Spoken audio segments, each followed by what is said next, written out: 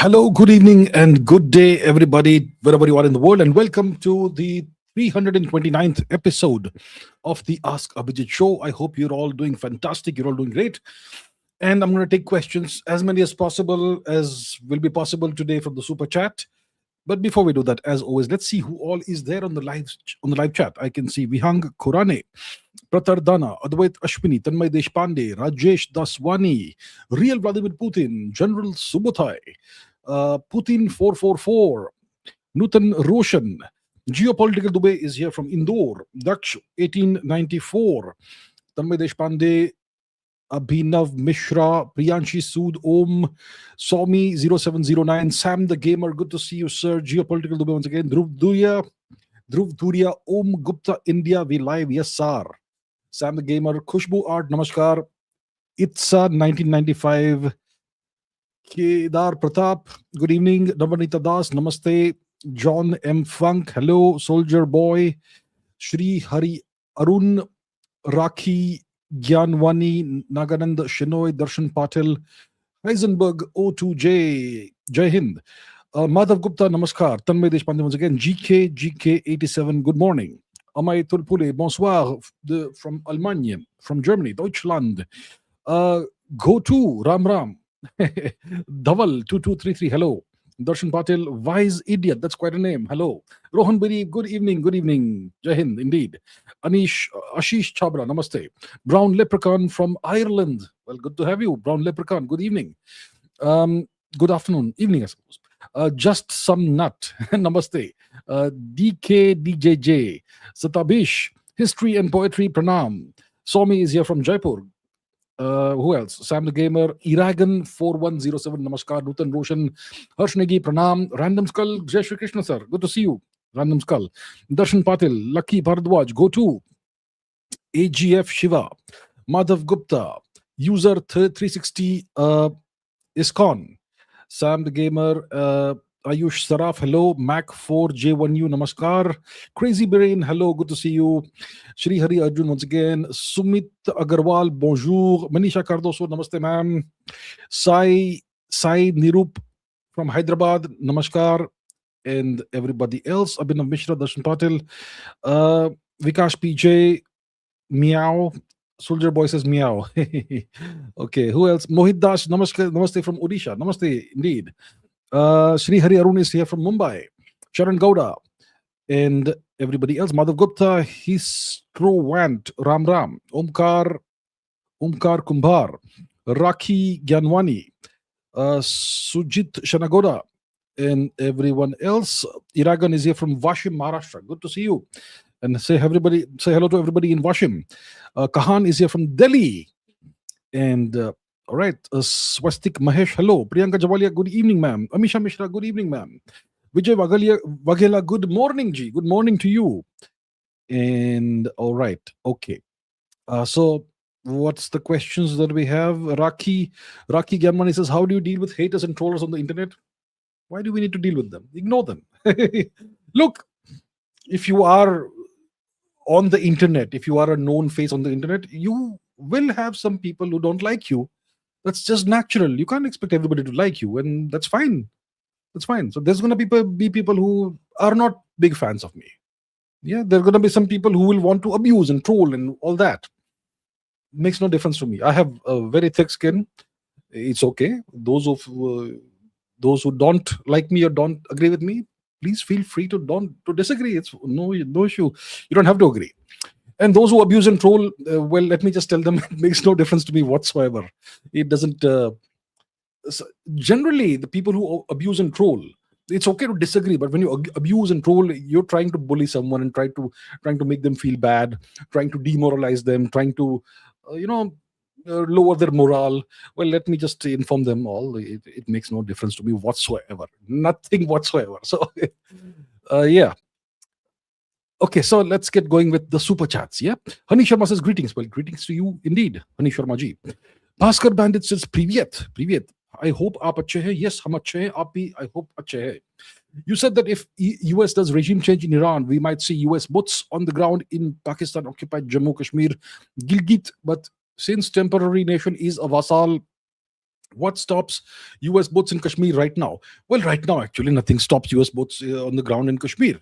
But as you know, there are no US troops on the ground as far as we know on Pakistani territory as of now. In the past, you had US military presence in Pakistan at a time during those 20 years when Afghanistan was under US occupation. At that time, the US had military presence in Pakistan. But it also at that time, the US at that time sought to have a decent working relationship with India, right? It wasn't the kind of relationship we have today. And that's why they did not send US troops in POJK or whatever, Pakistan occupied Jammu Kashmir. As far as I know, did they have transit routes through Pakistan occupied Kashmir? It's possible, but as far as we know, there was no report of US troops on the ground during those 20 years. Now things are different. The US has a containment policy towards India. The US has a policy of bullying India, essentially, right? So things may change now. So right now, the US doesn't have a military presence that we know of in Pakistan. But if there's an Iran regime change, then you will have US troops on the ground in Iran. You will have that.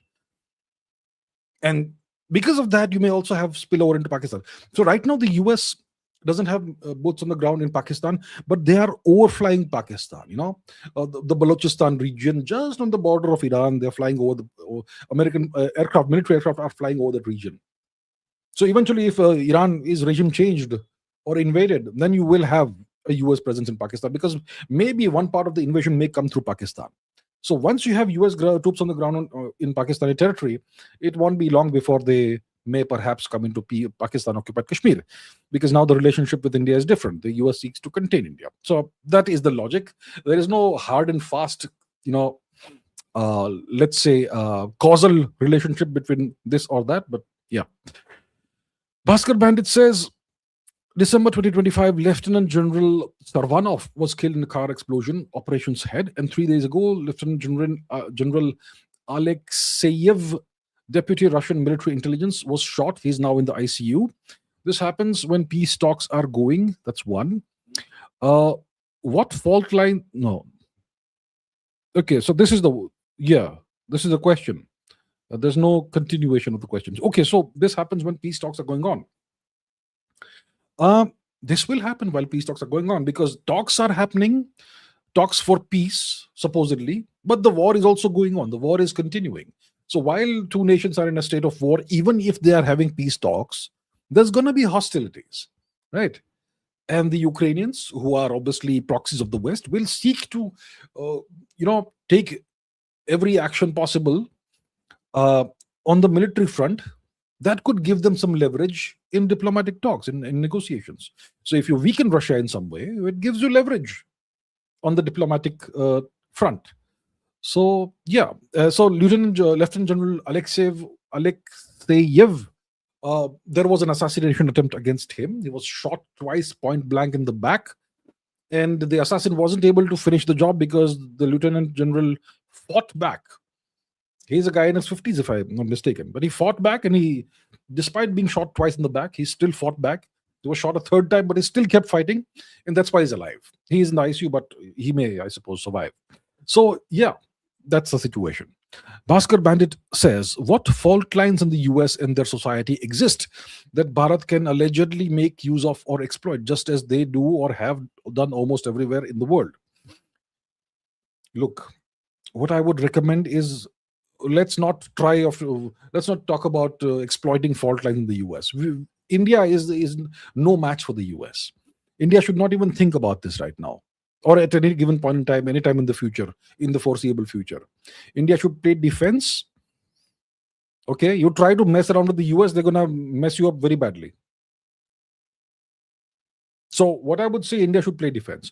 Whatever fault lines exist within India, we need to fix those instead of making them worse.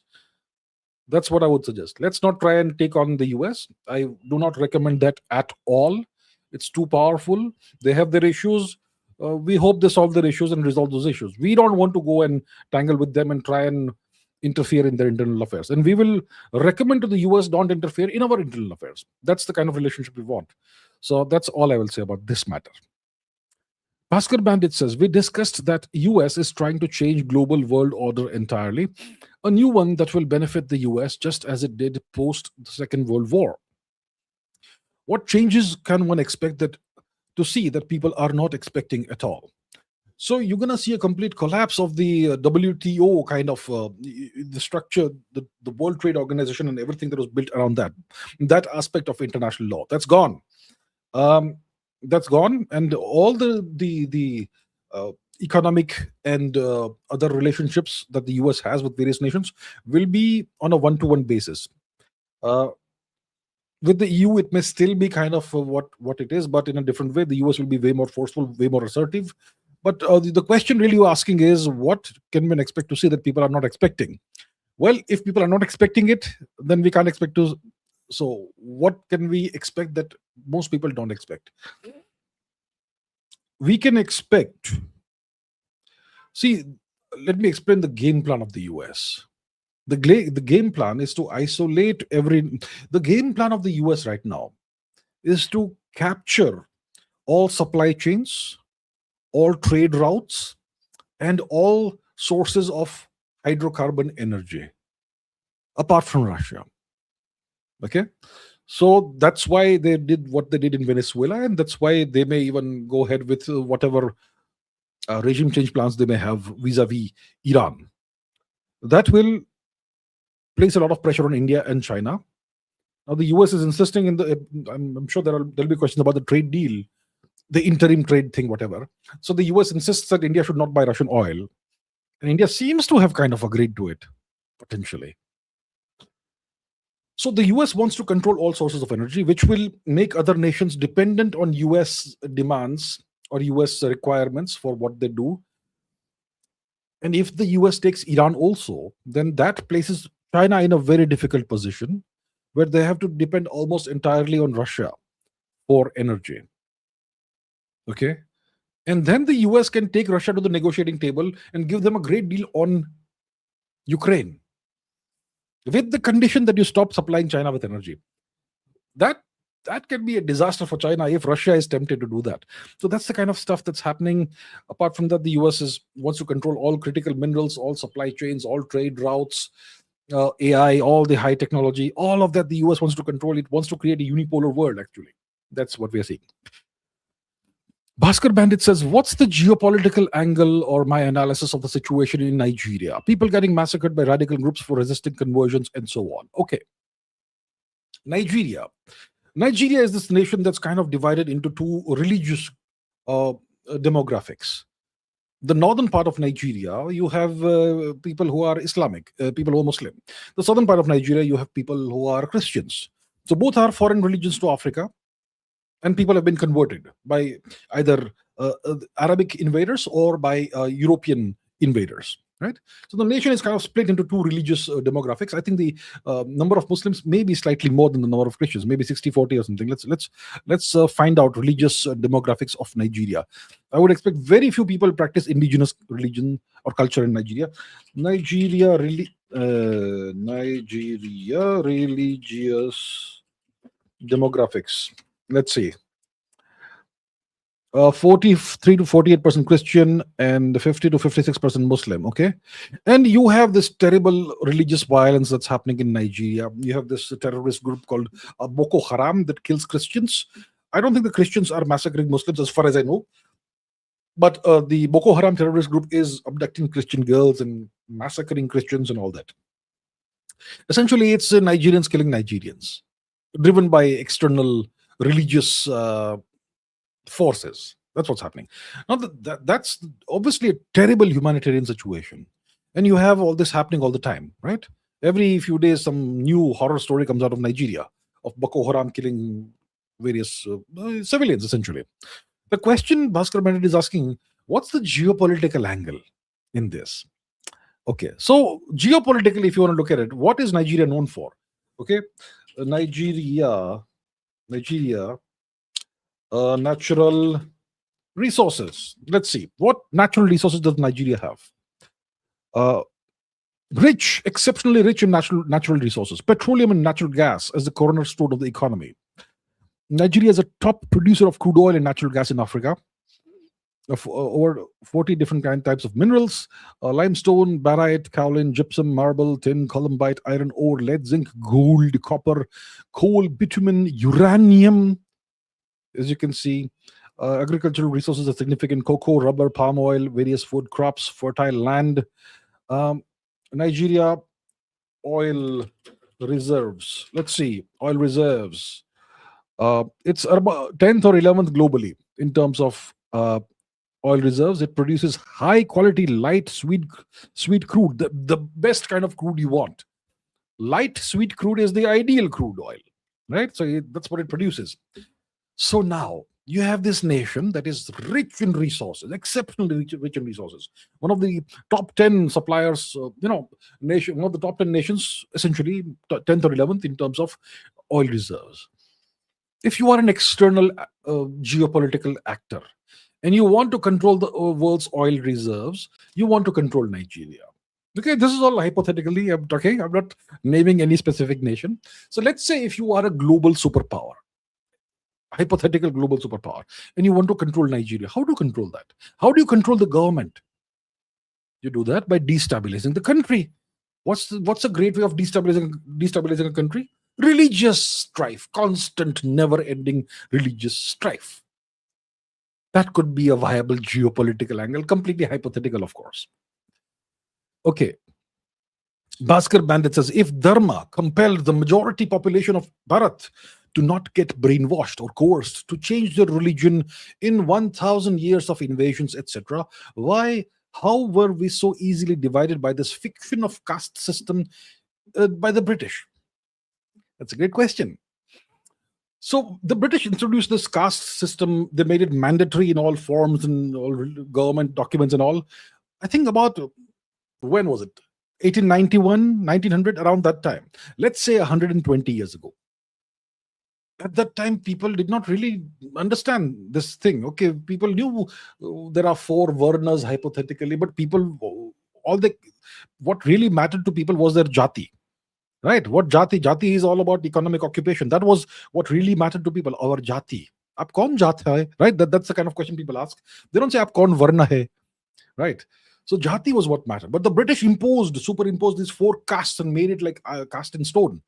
So for the longest time, nobody knew about varna. People still cared about jati. Even after 1947, it was all jati. It's only after the Mandal Commission and VP Singh bringing reservations, that's when everybody became caste conscious. At least, the youngsters. And of course, in various parts of India, some parts of India, you had caste politics and so on. But that was based on jatis. It was based on jatis, not varna. But now everything has become varna based after the Mandal Commission and the reservations based on caste. So the question is, how did Indians who resisted resisted 1,000 years of invasions and occupation suddenly get over time brainwashed by this caste system fiction? How did this happen? Dharma. Our culture is what prevented us from getting brainwashed, and it kept us resisting the foreigners. So what happened now? What happened now is that until the British, as long as the British were in India, India was still a dharmic nation. Okay? The British had their Macaulayan education system and all that. But most people in India were uneducated in the modern sense of the word until 1947. Because very few people actually went through the British education system. Only those who learned English could do that. Most people did not have access to that. So most Indians remained kind of illiterate from today's perspective, but they would be taught reading, writing, etc. in temples, etc., or maybe by their elders, and they were very rooted in our culture and civilization. But once education became mandatory and education became widespread over the 1950s, 60s, 70s, 80s, and jobs depended on education and how well you spoke English, that's when we started becoming deracinated. Because the education system of India, the current one, it's a colonial system. It's entirely adharmic. It's not non-dharmic, it is adharmic. So after 1947, India became a secular nation, a non-dharmic nation, and that's where everything starts going wrong. And every generation See, generation after generation, the deracination is increasing in India. Because look at the education system. Does it teach you anything about your culture, about your history, about your civilization? Everything is distorted. And it doesn't teach you your culture at all.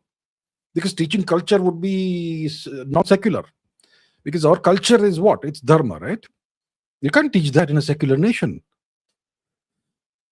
So kids spend like 15 years, I don't know how many years they spend in the education system, maybe 20 years. In those 20 years, they're brainwashed, all the Dharma is brainwashed out of them. And that's why they'll believe anything they're taught. That's the situation. For 1,000 years, despite being under foreign occupation, we still were dharmic. During the Turkic occupation, we were still dharmic.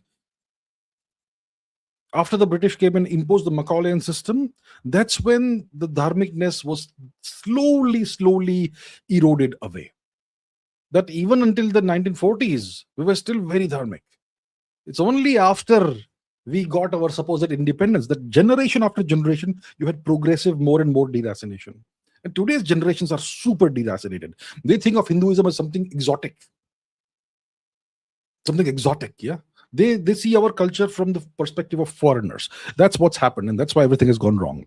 And this is just getting worse every generation. The education system, as I've said many times, is trash. It is rotten. Your new education policy is going to do nothing to solve the issues. Rakhi Gyanwani says, why are so many Westerners converted claiming that Hinduism, Rigveda, is created by Aryans and not Indians? I don't know why it's making me less devout to my religion. So because some Westerners are claiming this, it makes you less devout. That's unfortunate. Right? See, the situation in India is that because of our education system, we look up to foreigners. We think that foreigners are superior to us. We think that everything good in the world was created by foreigners, by white people, by white-skinned people, and we brown-skinned Indians are losers. Our culture is trash, it's rubbish. Our culture is misogynistic, patriarchal, backward, primitive, casteist. Every adjective you can think of, every negative adjective you can think of, you think of your culture in that way. And when you are taught these things, you will automatically think that if you are a white-skinned person who speaks English, you are superior, right?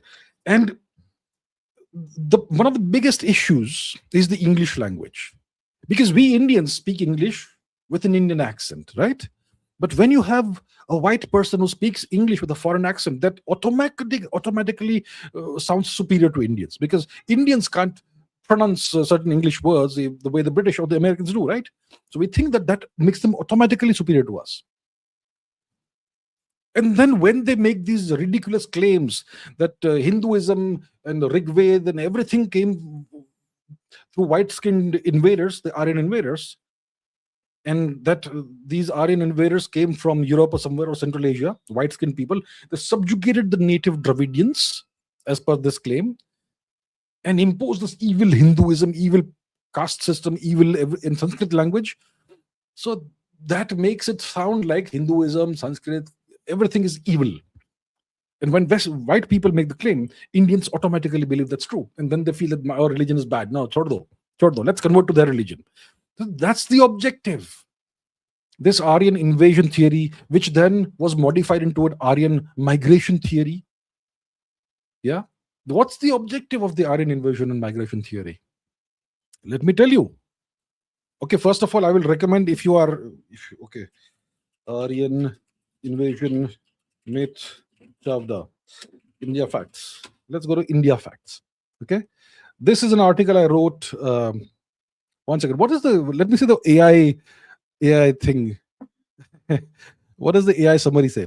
In his work published in India Facts characterizes the AIT as 19th century colonial myth designed to facilitate British imperial rule by creating artificial racial and social divisions in India. There we have it. That's what I have indeed said. Right. Okay. So that's what it says about, that's a summary it gives about what I have written in this article. And this article was published in 2017. That's 9 years ago now. Wow, time has flown. So contextualizing this thing, let's see. Okay, so Give me a second. Let me find the. Okay, here we have it. So the question of the origin of the Indo-Aryans concerns the very idea of India. It pits two diametrically opposing narratives against one another. The mainstream Aryan invasion theory or migration theory narrative, which portrays Hindu culture as hegemonic, racist, intolerant, rapacious, and inegalitarian, imposes an Indian version of white guilt on persons of supposed Indo-Aryan ancestry, and engenders deep resentment and a desire to right historical wrongs amongst people of so-called Dravidian and so-called Dalit ancestry, which manifests itself in various forms such as separatism and rejection of Hinduism and Indian culture, among others. So this is a powerful. This makes this theory a powerful political tool, which dovetails perfectly with the leftist, secular, and liberal political narrative, as well as the agendas of various nationalists, Dravidian nationalists, Dalit supremacists, missionaries, separatists, and other breaking India forces. It's been used to neatly divide India into dichotomous categories such as North and South Indians, Aryans and Dravidians, fair-skinned and dark-skinned, so-called high caste and so-called low caste, the privileged and the oppressed. This has strengthened the leftist narrative and so on. So read this thing and understand what the actual objective of this theory is. Okay? So my point is, please don't get fooled by these things. And it's sad to see that it's making you less devout to your religion. Your religion, it's not the religion of pedophiles and child eaters and cannibals. That is white culture. You are seeing that very openly now. That's not our culture. Our culture is superior. We've never had pedophiles. We've never had Epsteins. We've never had child eaters. We don't have that. That is their culture. It's been in their culture for like 3,000 years. That's their culture. Your religion is a good religion, but you are being taught the opposite of that. That's the problem. Bhaskar Bandit says, what is the signaling here? Is this not escalation? Oh, that's the continuation of the other story, the assassination attempt. Okay, what's the signaling here? Is this not escalation? Attacking such high ranks, and that too inside Russia when they are in discussion in Abu Dhabi. That's all. Like I said, it's all. The objective is to gain some more leverage for your negotiations. When you are at war and you're also negotiating simultaneously, you want leverage. And if you are doing better than the adversary on the battlefield, you have more leverage on the negotiating table. So yeah, it makes sense to do these things when you're, engaged in diplomatic negotiations at the same time that you're at war. So is it an escalation? Sure, it's an escalation. Yeah, they want to use that as negotiating, as leverage in negotiations. Hari Sharma says, will exposure to gamma rays turn me into the Hulk? Exposure to gamma rays will give you cancer. It won't turn you into the Hulk. And if you are exposed to very large quantities of gamma rays, it'll give you radiation sickness and it'll kill you in a matter of hours or days. So stay away from gamma rays. Okay, my honest advice: stay away from gamma rays. Minimalist Maverick says, why did Modi sing and dance for US president in Israel? Do you trust Israel? Look, when you say somebody sang and danced, it means that you went out and put your best foot forward. It doesn't mean somebody actually literally sang and danced. Okay? It's a euphemism. Mr. Modi went to Israel. Which year was it Modi's first trip to Israel? Let's find out. Which year did Modi visit Israel for the first time as PM? Which year did Modi visit Israel for the first time in there? Okay, it was 2017. So Mr. Modi visited Israel for the first time, the first ever Indian Prime Minister to visit Israel, and he went there with the objective of significantly strengthening India-Israel relations. And he did so many public meetings and so many meetings with various Israeli, high-ranking people, and so many things. So that is what someone was calling singing and dancing. It doesn't mean literally singing and dancing. Okay. Hani Sharma says, was yesterday's match part of the trade deal? Well, yesterday's match turned out to be in India's favor despite the initial significant hiccups. So I'm not sure it was part of the trade deal. The trade deal is supposed to favor the stronger side, isn't it? See, in any deal between two sides, the stronger side, the more powerful side, always gets the better end of the deal. So if the match is part of the trade deal, then India should have lost to the US yesterday, but did not work out that way. So clearly not part of the deal. Ritik Pawar says, is it possible for a person with AI to take over power? For example, Elon or Sam Altman using their AI to take control of the US government and military and rule the world. Well, it's possible if you give AI agency. What's agency? What's agency? Well, I'm not sure how to exactly define agency. The ability to get things done. That's agency. Let's see what Google defines as agency. Okay. Define agency. No. Agency. To have agency. Yeah. What does it mean to have agency? Possessing the power, capacity, and autonomy to make your own free choices, take independent actions, and intentionally influence your life circumstances. If you give AI this sort of agency, if you allow AI to possess the power, capacity, and autonomy to make its own free choices, to take independent actions, and to do all that, then you can take control of the world if AI continues obeying you. Otherwise, it'll run riot. So it's possible for a person with AI to take over power if the AI is given agency, if it can make real world choices, real world decisions, and actually change real world things. So AI right now is just software. It can produce text, right? The large language models are chatbots. They produce text. They can generate images, now even video, but it's all on your screens, right? If I tell AI, give me a different kind of microphone, phone. See, that's the microphone beneath. I have this one. I want something with a different shape. Can AI do it for me? AI can't, right? AI can't do that. If I ask AI to redesign my house, like the real house, can it do it? It can't. But if I give AI the tools to do that, that's when AI can start making real world changes. And if you give AI access to weapons and access to various things, that's when you can start taking over power. So theoretically, it's possible, but in practice, very difficult as of today, at least.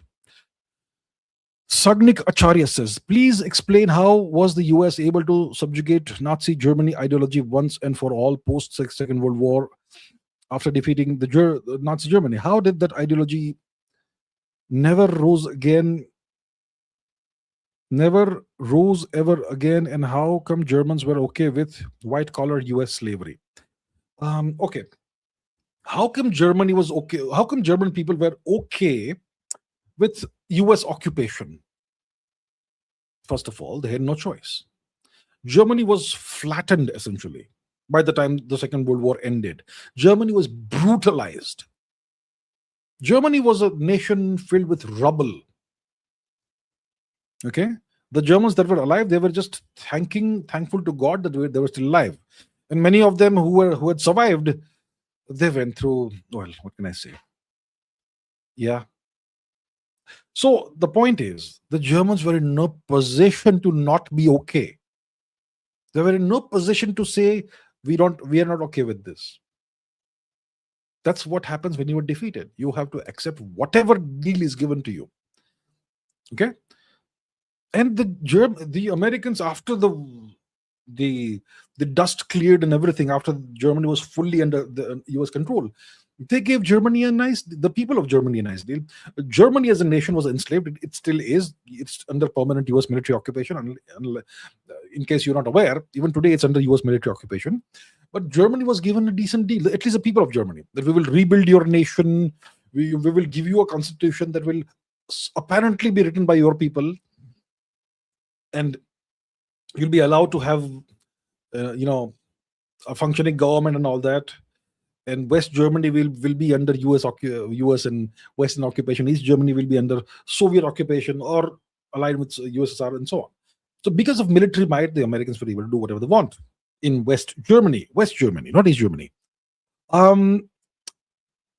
And what about Nazi ideology? The Americans did not have any actual issue with Nazi ideology. They had an issue with Germany rising again. Whether it's Nazi ideology or leftist ideology or some other ideology, doesn't matter. They did not want Germany rising. They saw what Germany was capable of. They saw what the people of Germany were capable of. right? So what the Americans did was they took the best scientists and engineers out of Germany, shipped them off to the US, all the best rocket engineers and technicians and everybody. And the rest of these engineers and scientists were taken by the Russians. So all the good stuff was gone, all the good people were gone. And Nazi ideology, the US don't care. I mean, the former head of NATO was Hitler's former chief of staff, right? Nazi head of NATO. Let's see this. Adolf Heusinger, right? Adolf Heusinger. Adolf Bruno Heinrich Ernst Heusinger was a German military officer, Nazi military officer, former top Wehrmacht German general in Nazi Germany. He then served as the chairman of the NATO Military Committee from 1961 to 1964. Despite his role in Nazi military leadership, Heusinger was appointed to high-ranking NATO positions during the Cold War, sparking protests regarding his background. So it's not like the US cared about Nazi ideology or whatever. They just did not want Germany to ever rise again, right? And has Nazi ideology disappeared entirely? Not quite. It hasn't. There are still people who can be considered to be neo-Nazis or whatever, right? Obviously, that's terrible, but whatever. It's still there, kind of. Okay. Yashvardhan Sial says, big fan. Thank you so much, sir. Thank you. In today's geopolitical climate, does it make strategic sense for Indians in Germany or Europe to take a German passport? How do you view Indians renouncing Indian citizenship? How do I view Indians renouncing Indian citizenship? I think it's a personal choice. I don't view them badly. I don't view such people badly. When you have a system in India that gives everybody a raw deal, a terrible deal, people will look out for their own interests eventually. Let's say you are a talented young person who wants to pursue AI or robotics in India. Okay? And you get good marks in your JEE or whatever exam, but then you don't get the seat because of reservations. You will feel terrible about that. And let's say even if you got the seat, you got a seat. Maybe you got 99% of marks and maybe whatever. So let's say you got a seat. But then after once you get into the IIT, you find that your whichever IIT it is has a terrible lab. It has $1 million washrooms and conference rooms, but the lab equipment is 20 years behind today's cutting edge standards, maybe 30 years behind today's cutting edge standards, and you can't do any research, any meaningful research there. How will you feel? And even if you get the degree by going through all this, despite the terrible professors and all the issues, let's say you get a degree and then you want to have a job in AI, robotics, or whatever, and there's no jobs available. I mean, you're gonna feel terrible, right? So you're gonna want to get the hell out of the country. And then you go maybe to the US or wherever, and you find such a different climate. They welcome you, they like talent, they reward talent. You're going to take up a citizenship there. What's wrong with that? I would like India to retain talent, but the system in India is such that it ensures there is brain drain. So India doesn't hate Indians. The system hates talent. It hates merit. The system is rigged. The system is trash. It's rotten. So obviously people will leave India. Yeah. And once they find that the climate, the thing over there is so much better, talent is rewarded, merit is rewarded, they'll feel like taking citizenship. And I don't blame them for that. So I don't view them. I don't view them negatively. I think it's a personal choice. And it's very understandable. Right? And a lot of these people, they end up hating India. They're very bitter about India. They should, my message to them is that India doesn't hate you. It's the system that hates talent. The system that has been put in place, well, post-independence. And the system is getting worse, actually. You have more issues now in UGC and whatnot. It's getting worse. So people will leave, right? What do you expect? Now the question is, in today's geopolitical climate, does it make strategic sense for Indians to, in Germany or Europe, to take a German passport? It may still make sense. Long term, I think Europe will diminish as a geopolitical power. Europe isn't a geopolitical power as such. NATO is, but NATO is controlled by the US. I think Europe is in slow decline right now. But even in 20 years, I think living standards in Europe may still be higher than those in India, possibly. So I don't think it makes sense for Indians to, if they desire a passport in the EU region, Schengen region, to not go for it. At the end of the day, it's your decision, but it still is not. Uh, it still makes sense possibly if you've decided you'll take a foreign passport and you have the option of a German or EU passport somewhere. I think it won't really hurt you or harm your interests in the next 20 years. Okay. Hani Sharma says, is Epstein files just the tip of the iceberg? I believe there are more heinous things which the general public doesn't know about. What are my thoughts? My thoughts. Are the Epstein files just the tip of the iceberg? Yes. My thoughts, I think that the Epstein files are just the tip of the iceberg. The Epstein files have exposed a lot of these older people, right? All these old guys who have been entrenched in power, in the corridors of power for decades. They're all exposed. Maybe they won't be prosecuted, but they're all exposed. Nobody will trust them again. So why is this being done? Why are they all being exposed? Because maybe the system, the deep state, wants to sideline them now. And maybe there's a whole new core group of people who will now be the people who will take over power. Maybe it's the younger lot that are being protected now. And maybe they're also involved in God knows what kind of things. Are there more heinous things that the public doesn't know about? Oh, most likely yes. I don't know for sure, but most likely yes. Knowing their culture, most likely yes. Knowing Western culture, most likely there are far more heinous things that have been hidden away and the public doesn't know about. Struggler says, thoughts of the 2008 nuclear deal. No thoughts about it. There was 18 years ago. I'm not sure what really has come out of it. Did India purchase any US US nuclear reactors? Did any cooperation happen? I'm not really sure. So I don't think about it. Hani Sharma says, what happened to West Indies cricket? They won the 2016 T20 World Cup.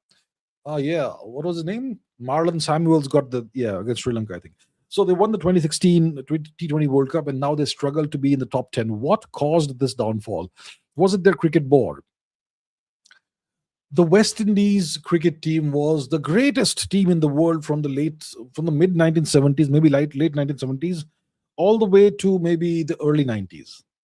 They were the greatest sports team in the world, not just cricket team, greatest sports team in the world. They defeated everybody. They steamrolled everyone. Then what happened? Then you had the greats retiring. Vivian Richards retired. Malcolm Marshall retired. Patrick Patterson faded away. Ambrose and Walsh retired. The great fast bowlers all retired. And the great batsmen, Greenwich, Haynes, Richards, all those guys retired. And then you had people like Brian Lara take over. Brian Lara was a tremendous batsman. One of the two great batsmen, one of the two greats, right? The top two of the 90s, Tendulkar and Lara. But then after Richards retired and other captains took over, you had a visible decline in standards. They sacked their performance coach, their fitness coach, and fitness standards started declining. They had this fitness coach during Vivian Richards' time, who was an Australian, I believe. And he was sacked, and then things just started declining, standards started declining. It all started with Brian Lara becoming captain. That's how I see it. So why was there a decline? Why did West Indies cricket undergo this downfall, and it's just going downwards? Because of a decline in standards. Once standards start declining and the results no longer come in, young kids no longer want to play the game. They want to play something else. So that's why you don't have talented people coming into and playing cricket anymore. So look at the West Indies fast bowling cupboard today. You have Shamar Joseph, who is good, but who else do we have? I can't think of any other great bowler today. Shamar Joseph is good. I'm not sure if he's great yet. You had Kemar Roach, who bowls in the 120s now. My grandma can bowl faster. Not his fault. He's old. He's older now. But so overall, it's declining standards that has caused the downfall of West Indies cricket. The greatest team of all time, possibly. It once was. And now look at where they are. They play at the same level as perhaps Bangladesh and Afghanistan. Sad. Struggler 856 says Ghislaine Maxwell's dad was Robert Maxwell, MI6, KGB, and Mossad agent. MI6, KGB, Mossad, also CIA, perhaps. Let's throw in a. I don't know. Look, I don't know whether he was an agent of all three of these agencies, but he seems to have had some kind of close ties with some intelligence agencies. I don't know which country. He had close ties with Teresa, so-called Mother Teresa, apparently. This seems deeper than we thought. Oh, it's way deeper than anything you think. So Robert Maxwell, right? He clearly had some intelligence connections. I don't know which intelligence agencies.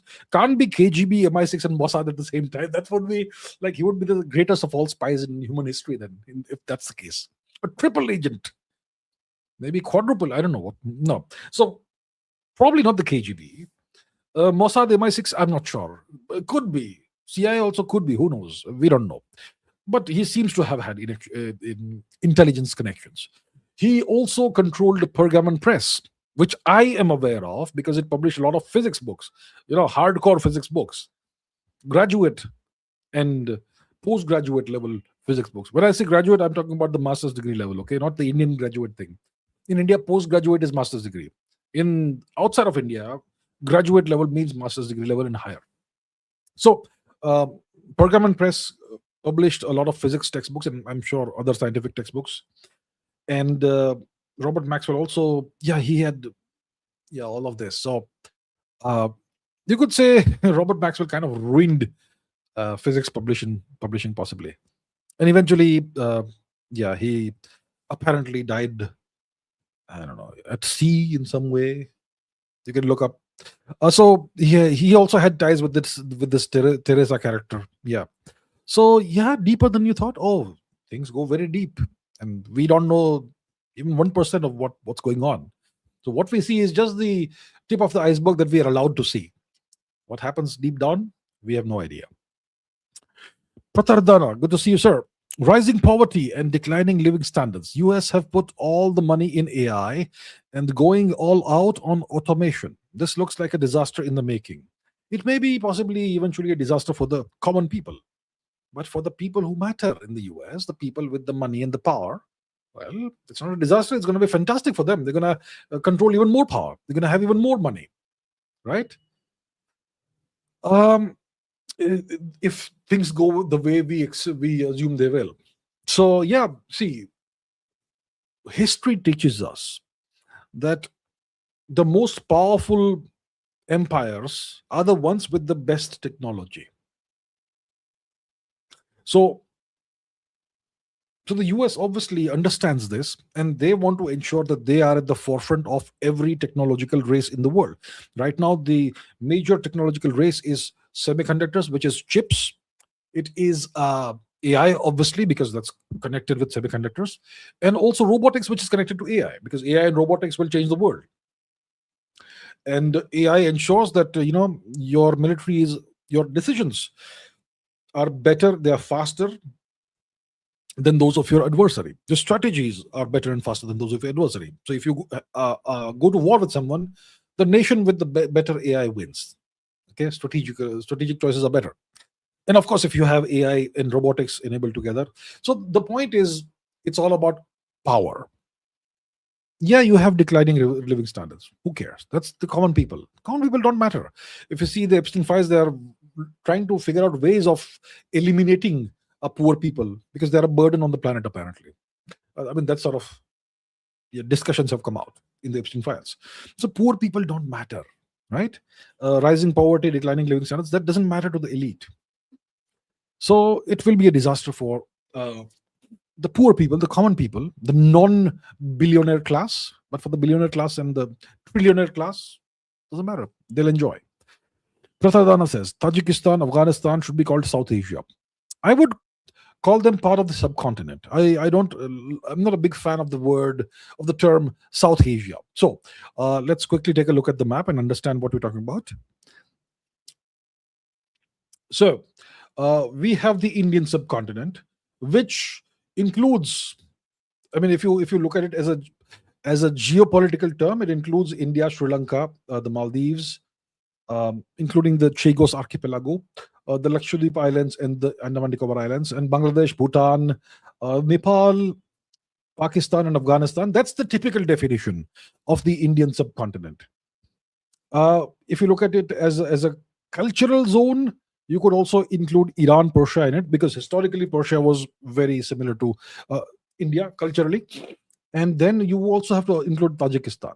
So when Shri Chinggis Khan entered India in the pursuit of the coward Jalaluddin, uh, the border between India and Central Asia was somewhere in Tajikistan or Turkmenistan, somewhere here.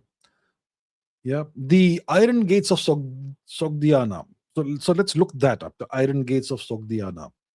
That was the border between India and Central Asia. Once that was crossed, Genghis Khan was in India. Iron Gate of Sogdiana. So, okay, it's in Uzbekistan. Do we have a map? Can we find it on the map? Iron Gate of Sogdiana. Oh, come on. Let's take a look at it on satellite imagery. You won't find much over here, of course, today. There won't be real landmarks, but if we zoom out and see where it's geographically located. Okay, so it is in present-day Uzbekistan. So that used to be the border between Central Asia and the Indian subcontinent. Once you cross the Aryan Gates, you were into Indian territory. That's how it was. And they won't teach you this in your history textbooks. I wonder why, right? One wonders why. So that's how it was. So I would agree with you that you should definitely include Afghanistan and even Tajikistan in what we call the Indian subcontinent. I am not a fan of the term South Asia, but right. Rajesh Daswani, thank you very much, sir. Indeed, thank you. Tanmay Deshpande says, I feel sad reading about Maratha light infantry. They fought for Britain in both the world wars, and defeated the Japanese, the Ottomans, and they fought in Africa and won in Africa as well.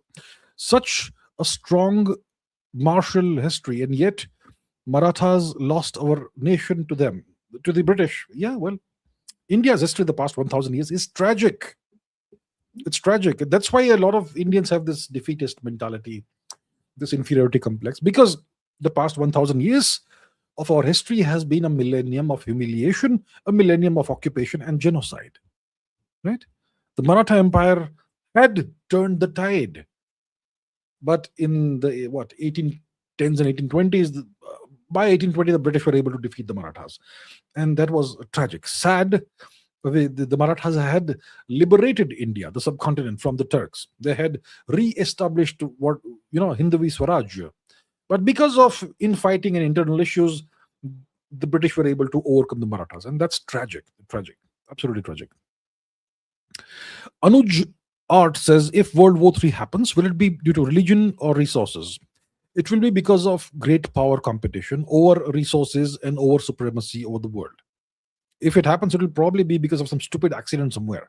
Somebody launching a missile they were not supposed to launch or something, right? It won't be because of religion.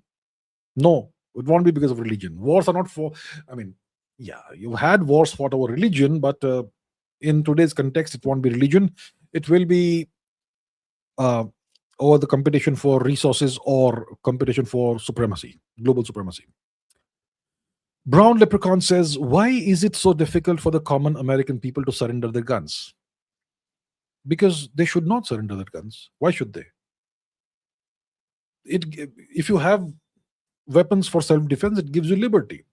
Indians don't understand this, because after 1857, we were made to surrender our weapons. Look at old paintings of India done by the British. You have Indians carrying weapons, whether it is swords, whether it is spears or whatever. All Indians carried weapons. Then we were made to surrender our weapons. When were Indians made to surrender? This is an interesting question, actually.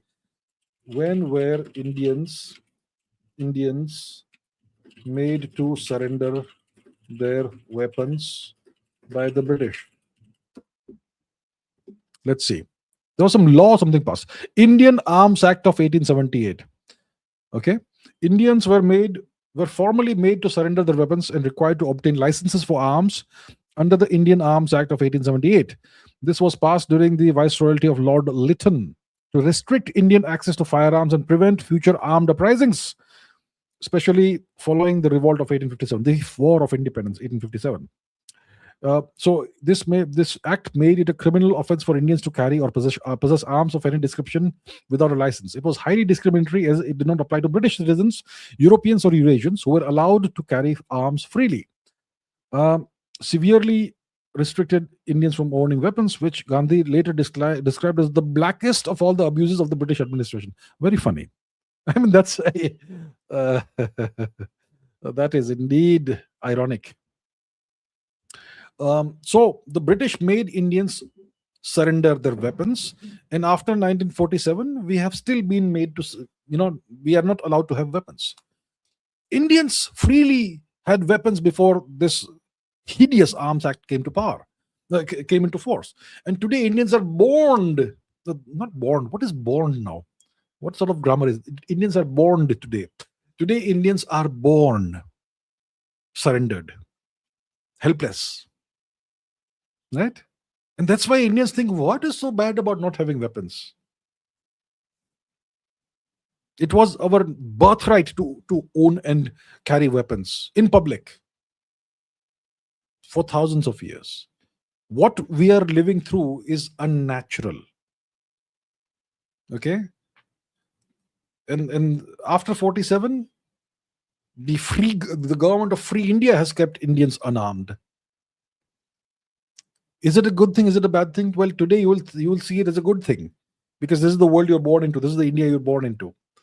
But the Americans, they have weapons, and they're regarded as their birthright to ensure that there is no tyranny, that the government doesn't become tyrannical, that there's a people's militia that can resist any tyranny. If there's tyranny from the government or whoever else, people should be able to defend themselves. So, yeah. Sam the Gamer says, are gods just our ancestors? Well, that's a good question. The Rig Veda says in the Nasadaya Sukta that the gods were born with the universe, right? Before the universe was created, even the gods did not exist. So who created them? Who created the universe? That's a question, right? It's a pretty agnostic and skeptical outlook that we have in the Nasadaya Sukta. So if the gods were created with the creation of the universe and they came after the birth of the universe, maybe they were the original human beings, perhaps. Or maybe the great heroes. Maybe Lord Indra was just a great warrior who did something incredible, in battle. And that's why he's revered as a god. We know that Lord Krishna and Lord Ram were human beings, and they did such great things that we regard them as avatars of Vishnu. Right? Only an avatar of Vishnu could do the things that someone like Sri Ram or Sri Krishna could do. And Lord Indra is a Rigvedic god, like before the Ramayana and the Mahabharata. So maybe the Rig Veda was referring to the memory of a great warrior called Indra. So maybe Indra is an ancestor of ours, of the Arya people. Yeah. So, and definitely Sri Ram, Sri Krishna, maybe their blood flows in our veins, a little bit of that. So maybe many of our gods perhaps are our ancestors. Yeah. But yes, in what we call Hinduism, Hindu Dharma, there's one god that cannot be our ancestor. And that's probably Lord Shiva, right? The god who wasn't born and who doesn't die. The god who probably came before the universe. Maybe he is I think Lord Shiva and the Trimurti, they are the only truly supernatural entity in our culture, in our civilization. Right? The Trimurti, Brahma, Vishnu, and Shiva. Three aspects of the same divinity. That's the only truly supernatural being. The others maybe are memories of ancestors, memories of great heroes. Ice24 has become a new member. Thank you so much, sir or ma'am. Welcome to the membership of the channel. It is very much appreciated. General Subuthai says, the Marathas prepared for 70 plus years to defeat the Mughals. Maintaining a day one mindset despite tactical shifts. What can we learn from Chhatrapati Shivaji Maharaj regarding civilizational threats from us? See, today Indians are super complacent. Super complacent. Somebody will solve our problems. Most Indians are not even aware of the threats that India faces. We may be in the last decades of Hinduism, of our culture. We could be in the last few decades that our culture survives. Our culture, our religion, whatever you want to call it, has been around for definitely 10,000 years. And it could be on its last legs right now. And we are complacent, and we are increasingly deracinated. Young Indians don't even care anymore about their culture. Right? So that's happening in front of our eyes. We are witnessing possibly the end of our civilization right now in front of our eyes in slow motion. So what can we learn from Chhatrapati Shivaji Maharaj? Well, take up arms and fight back. I mean, that's what he would do. I cannot ask you to take up arms, because then it is the opposite of ahimsa, right? And obviously you don't want to fight your own people or whatever. My point is, you have to be aware of what's happening. Chhatrapati Shivaji Maharaj was aware of the threats that India faced, or he was aware of the civilizational threats that we faced. Indians today aren't. So that's one thing I would say. Develop the awareness of what are the forces that are working against us, not just externally, but internally as well. And look, the Marathas prepared for 70 plus years to defeat the Mughals. Have you heard of the Reconquista? Just an example. I'm not saying it should happen in India or whatever. Reconquista. The Spanish Reconquista, okay, which was the Spaniards retaking Spain from the Moors, the Arabs. When does it start? 722 AD. The Reconquista starts in 722 AD. It ends with victory in 1492 AD. That is 770 years it took for the Spaniards to reclaim their country and their culture. It took them 770 years.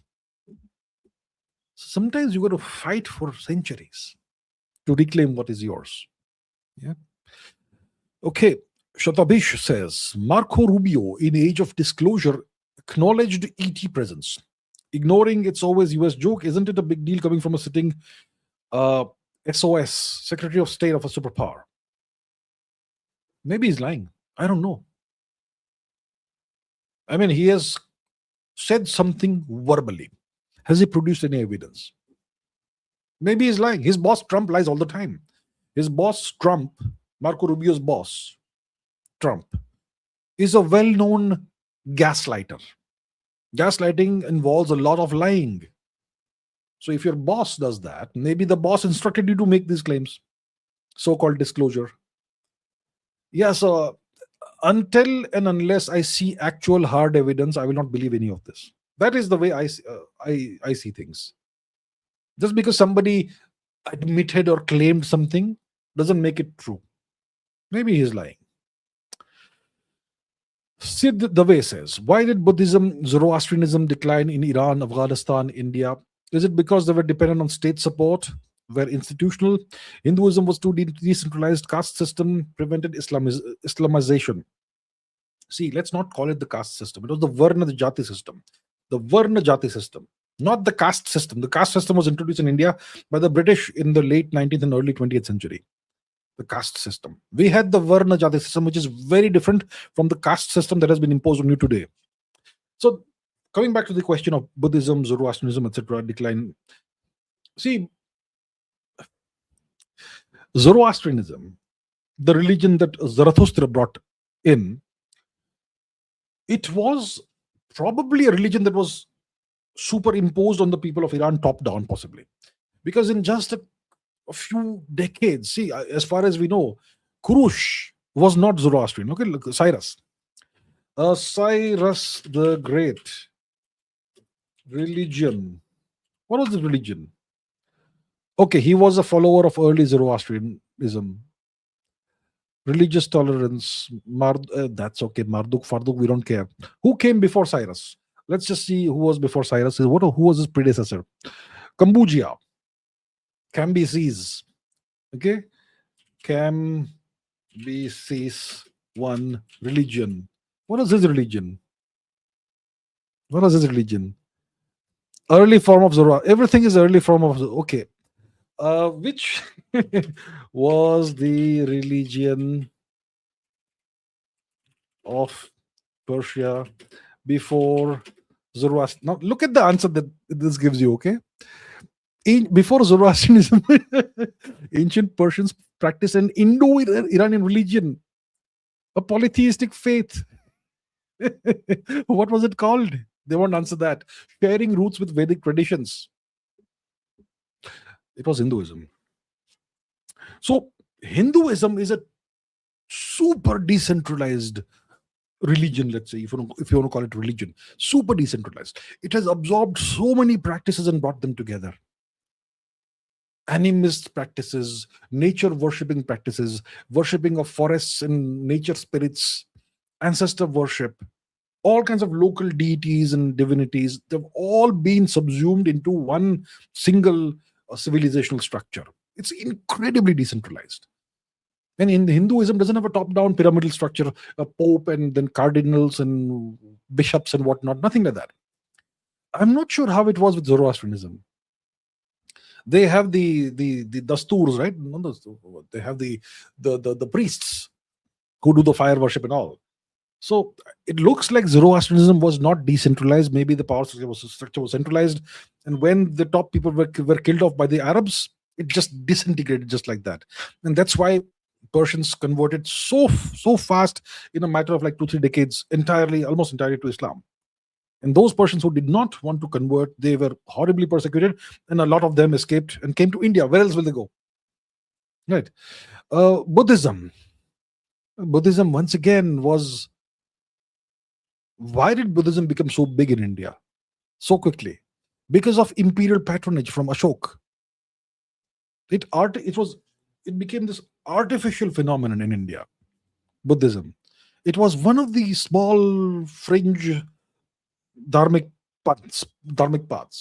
And Ashok said, okay, I'm going to make it big. And during his reign, during the reign of one emperor, Buddhism became so big. So once again, it was not decentralized. It was like a top-down thing. You take out the top, everything is gone, crumbles. So wherever you had Buddhism in Central Asia, in Gandhar, wherever else, once the Turks came in, everyone converted just like that. Who were the Ghoris? The Ghoris were originally Buddhists. They were Indians. And then the first Ghori converted to Islam, and then Gandhar just falls. So wherever you had Zoroastrianism and Buddhism, you had a super rapid conversion to Islam. Wherever you had Hinduism, did not work at all. Hinduism was so deeply entrenched for like 10,000 plus years that it was just impossible to remove it. And the Varna Jati system also contributed significantly to people refusing. Because, you can destroy the temples, kill off the priests, but in your own Jati, you have your own traditions that have not come from any priest, any temple or whatever. These are your own traditions that go back centuries, maybe millennia. You won't get rid of that. So the Varna Jati system prevented people from, it made people resist the efforts to convert Indians to foreign religions, right? Geo Warrior says, do you think there will come a time when both the US and China will ditch Pakistan? Under what circumstances do you think that will happen? The US and China will ditch Pakistan if India crumbles, if India becomes a full vassal. Even if India becomes a full vassal, Pakistan will still be useful to keep India still as a vassal on the back foot. Okay, let's take this hypothetical example, okay? In various South American countries, you have these drug cartels, right? Medellin, Cali, take the example of Colombia. In these South American countries, you have drug cartels. In Mexico, you have drug cartels. All these countries in Central and South America, they are American vassals. What is the use of these drug cartels? to keep the nation destabilized and keep the government permanently on the back foot. So the drug cartel counterbalances the government counterbalances the drug cartel, and you have this uneasy balance. And when you have a nation like that, it's so easy to control. You can keep funding both sides if you need. It's a totally hypothetical example, of course. When it comes to India, even if the Americans are able to totally vassalize India, they'll still keep Pakistan afloat, just as an insurance policy. So when will there come a time when the US and China will ditch Pakistan? When India becomes way too powerful for Pakistan to continue existing. When India becomes significantly more powerful than what it is today, let's say twice as powerful. In terms of GDP, let's say $10 trillion. That GDP is not enough. You will need the right kind of leadership. But when you are at that stage, when you have that forceful, no nonsense, hard nosed leadership and a massive economy and military, Pakistan automatically crumbles. Then the US and China will have no option but to ditch Pakistan. So when India becomes the most powerful entity in the subcontinent, Pakistan will automatically break up. And then the US and China won't be able to do a thing about that. But if India is vassalized in the next 5 years, which is a significant possibility, then they will keep Pakistan afloat as an insurance policy against India. Sergeant Skylan says, is BlackRock coming to India? I am not aware. I don't know. BlackRock is this massive entity that invests in very big companies and essentially owns half the world. Is it in India? Is it coming to India? I'm not sure. Not sure. Madhav Gupta says, history question, namaskar. Okay, namaskar. If Genghis Khan would have crossed the river that day, do you think we would have never been colonized by the Mughals or the Brits?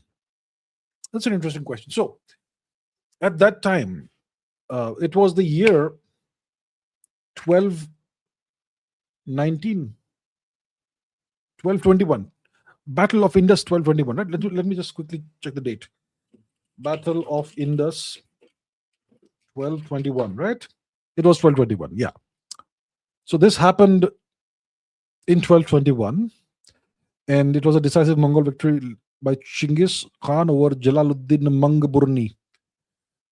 So Sri Genghis Khan defeats Jalaluddin, the coward, and he captures Jalaluddin's family entourage, including Jalaluddin's mother and whoever else, maybe his wives. And Jalaluddin the coward jumps into the river with his horse and crosses the river and escapes into India. 1221 AD. And Genghis Khan says, to hell with him. I'm not going to pursue him. I have no intention of entering India. And he goes back. Because Jalaluddin is no longer relevant. He has been defeated. What would have happened if Genghis Khan had crossed the river? If Genghis Khan would have crossed the river, that would have been the beginning of an invasion of India. Now, Genghis Khan did not do invasions for money, for plunder. He did invasions only when there was a just cause for an invasion, which is why he did not invade India. But let's say if he had invaded India, he would have then fought the Delhi Sultanate.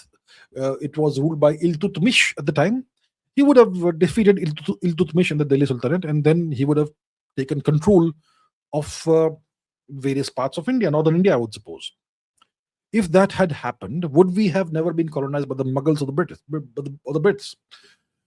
So when did the Mughals start invading India? Because see, eventually the Mongol Empire disintegrates. Genghis Khan dies, his son comes to power. His son dies, his son comes to power. Eventually the empire becomes so big, it fragments. And then eventually, within 150 years or so, it's no longer a major force, right? It became so big. Its success ended its relevance eventually. So if India had been under Mongol rule for a while, what would have happened? Eventually, the Mongol rule would have ended, or maybe the Indian part of the Mongol Empire would have become an independent kingdom in its own right. And in that case, would Babur have been able to invade India? When did Babur invade India? Okay, when did Zahiruddin Babur invade India? 1519. So that's 300 years after the Battle of Indus, essentially. Would the Indian component of the Mongol Empire still be powerful? There's no way of saying. So it's totally hypothetical. I have no idea what would have happened. If they had still remained strong, maybe they would have defeated Zahiruddin Babar, and maybe history would have turned out differently. Brits, that's even later, I can't really say. Slow Cheetah say, okay, no question. Well, thank you so much, sir. Slow Cheetah. Great name. Good to see you. A Scorpion King says, what religions would thrive during the space age? Islam, Christianity may struggle due to being too earth human centric. Do you think Indian religion ideas will spread more as humans spread in space? Whoever wins the space race, their religion will succeed. And looks like it's going to be the West that wins the space race. Elon Musk, SpaceX, they are way ahead of everybody else. So soon the Americans will have a colony, or maybe colonies, on the moon and eventually on Mars. India is not even participating in the space race. The Chinese are too far behind. The Russians are also quite far behind. The US, let's say it wins the space race, it's going to be their culture, their religion that propagates through space. Why will they ever spread Indian religion, Hinduism? Why? They hate Hinduism. Why do they hate Hinduism? Because Hinduism has still not been defeated.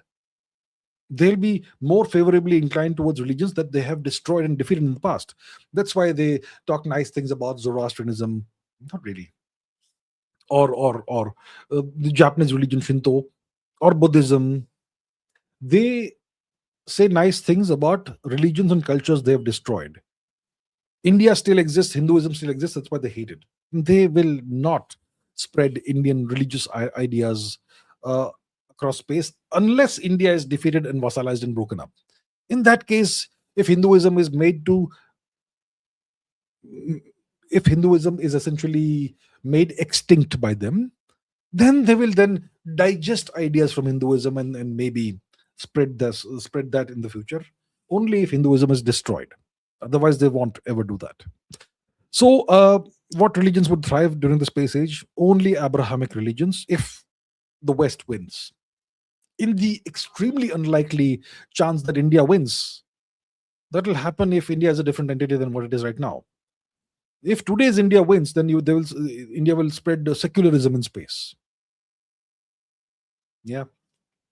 So it doesn't look like Hinduism will spread in space the way things are going, the way India is going. India has zero ambition in space, and India is this secular nation which rejects its own civilizational roots and origins, which denies its civilizational roots. So it doesn't look like Hinduism is going to spread in space. Of course, I would like it to, but let's be practical and realistic. Shashwat Ames says, your thoughts on India? Finally, somebody asked me a question about the trade deal after more than an hour. Okay. What are my thoughts on the India-US interim trade deal? I read many articles on it. I did not find anything about India not going to buy Russian oil. Well, that's the controversy, isn't it? First of all, what are my thoughts on the trade deal? Is it a fair, balanced trade? See, first of all, it's not a trade deal. It's an interim framework. Let's see what the Minister Sahab says. Once again, Mr. Piyush Goyal, what did he tweet out about this? Let's see. Okay, under the decisive leadership of Prime Minister Narendra Modi ji, India has reached a framework for an interim agreement with the US. It's a framework for an interim agreement. So it's not a trade deal. It's not even an interim trade deal. It's a framework for an interim agreement. Framework for interim agreement. That's what it is. Now, the question once again is does it have anything about not buying Russian oil? If you look at this joint statement that Piyush Goyal has tweeted out, I could not see any reference to Russian oil. It's 2 pages, and there is absolutely nothing in the statement put out by Piyush Goyal about Russian oil. Absolutely nothing about Russian oil whatsoever. But here's the deal. And by the way, here's the deal. So there's this executive order put out by the US President, Shri Trump ji, and there's this White House statement over here, modifying duties to address threats to the US by the government of the Russian Federation. So if you look at this, So this came out on February 6. Piyush Goyal's statement came out on February 7. So this came out one day before Piyush Goyal's tweet. And if you go to section 4 of whatever this is, monitoring and recommendations, it says, the White House statement says, the Secretary of Commerce of the US, in coordination with the Secretary of State of the US and the Secretary of Treasury and any other senior official the Secretary of Commerce deems appropriate, shall monitor whether India resumes directly or indirectly importing Russian Federation oil, as defined in Section 7 of Executive Order 14329. If the Secretary of Commerce finds that India has resumed directly or indirectly importing Russian Federation oil, the Secretary of State, in consultation with the Secretary of the Treasury, the Secretary of Commerce, the Secretary of Homeland Security, the U.S. Trade Representative Darth Vader, and everybody else, shall recommend whether and to what extent I, Donald Trump, should take additional action as to India, including whether I should reimpose the additional ad valorem rate of duty of 25% on imports or of articles of India. So the joint India-US statement says nothing about Russian oil. But then this statement by the White House says that they will monitor whether India has resumed purchasing Russian oil either directly or indirectly. So this is pure arm twisting. The interim framework for the interim trade, whatever arrangement between India and the US, as put out in the joint India-US statement tweeted by Minister Piyush Goyal, has nothing about Russian oil. But separately, the Americans are imposing these conditions, these essentially arm twisting conditions on India. And then when Minister Piyush Goyal is asked about Russian oil, I think he said, ask the Minister of External Affairs, Dr. Jaishankar. When Dr. Jaishankar was asked, I think he said, ask Piyush Goyal about Russian oil. So it looks like the government of India is in a tough spot. The statements put out by the two nations about the trade, interim framework trade thing, there's nothing about Russian oil. But Trump tweeted something the other day that India is committed to not buy Russian oil. So it looks like India has not agreed to this, but the Americans are now post facto insisting that India should not buy Russian oil. Otherwise, once again, the whole thing is off. So they are introducing this Russian oil requirement, not buying Russian oil, through the back door or through the front door or whatever. And if India doesn't accept what the Americans are saying, then this trade agreement, once again, framework will again be washed out of, will not be implemented. So the Americans have arm twisted India. They are in the process of arm twisting India. And India now has a very tough choice whether we accept this US demand that we no longer buy Russian oil, or we lose this interim framework for this interim trade agreement. What shall India do? If India accepts American demands for whether we buy energy or not from a third party, that is the beginning of the slippery slope towards becoming a US vassal. In my opinion, India will most likely agree to US demands. What is the rationale, the logic behind this? The logic for India accepting this horrible American demand is that this Russian oil comes through tankers that come from the North Sea. Okay, where's the map? I'll show you the map. The Russian oil, whether it is direct or indirect, it comes from where? Okay, it comes from the North Sea, then over here into the Atlantic Ocean, then through Gibraltar into the Mediterranean Sea, then all the way to Suez, into the Red Sea, through the Strait of Bab el-Mandeb, into the Gulf of Aden, and into the Western Indian Ocean, into India. That's how we are acquiring the Russian oil, mostly. Then the Americans, if they want, they can choke this off. They can choke it off through military action. They can do that. So anyway, even if India doesn't accept this, the Americans can still choke off this Russian oil. So maybe India should just give up and accept the American demand. But if you do that, the Americans will sense blood and they'll now start insisting on other things slowly, step by step. And that is the slippery slope towards becoming an American vassal. And that's why I keep saying there is a significant non-trivial probability that in the next 5 years, India will become a US vassal. I hope it doesn't happen, of course.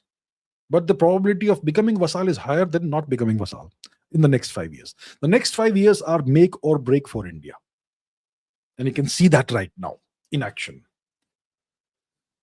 Okay, Mohan Sharma says, thank you, love listening to you. Thank you so much, sir. Thank you indeed. Can you talk about pre-Abrahamic religions and cultures across the world map, and please share book references authentic on the same? Pre-Abrahamic religions and cultures across the world. Well, we can do a world tour. Is that what you're suggesting? Let's see. Okay, let's look at the big regions of the world. Pre-Abrahamic religions in India, obviously we had the various indigenous forms of what we call Hinduism, which includes all the various dharmic panths like Charvaka, Mimamsa, Vedanta, Bauddha, Jaina, this, that, everything, all of that. So that is the subcontinent. All of it was Indic. It was all Hindu. Even Persia was Hindu before Zoroastrianism. Okay, and even Central Asia was Hindu before Buddhism. What about China? China had their own Taoism and Confucianism, and eventually Buddhism, which was also, well, it was a form of Hinduism, because India did not merely export Buddhism to China. India exported Hinduism as well. It was done by Emperor Kanishka. It is Kanishka who exported Indian culture wholesale to China. And Kanishka, only less than 1% of his coinage has Buddhist iconography. The rest is all Hindu or other gods. So China was, you could say, polytheistic. So was Southeast Asia. After around 1000 BC, Southeast Asia became Hinduized for a very long time. Japan, Shinto, eventually Shinto plus Buddhism. What is now Russia, all these territories, polytheistic cultures. Mongolia, you had Tengrism. It's called Tengrism. It's a polytheistic system. Once again, you have the sky father Tengri, the earth mother Umai, and all kinds of local gods and goddesses, forest spirits, the spirits of your ancestors, and so on. So very polytheistic in nature, Mongolia. And the Turkic religion originally was also Tengrism, just like the religion of the Mongols, same culture.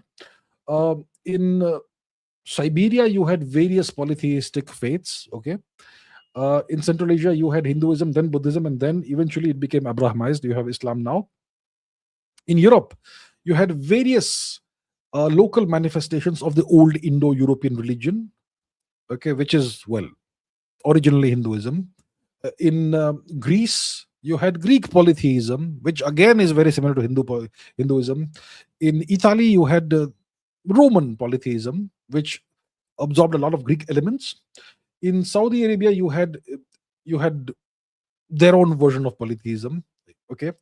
In Mesopotamia, once again, you had various polytheistic practices, like the worship of goddess Ishtar, Inanna, various Baal gods, and so on. In Africa, you had African polytheisms, which are all wiped out. What else? In Australia, you had the indigenous Australian religion, which I am not very familiar with, but again polytheistic in nature. In the Americas, you had various indigenous polytheistic faiths, right? And that's kind of a world tour from the pre-Abrahamic religious and cultural perspective. Book references, I'm not really sure about book references. I haven't done all my reading from books. I'm sure I've studied a lot of research papers and whatnot. Book references, I'm not sure if I can give you right now off the top of my head. I'm very bad at giving book references unless I prepare in advance, because I've got so many books mixed up in my head. I can't give you on the spot book references.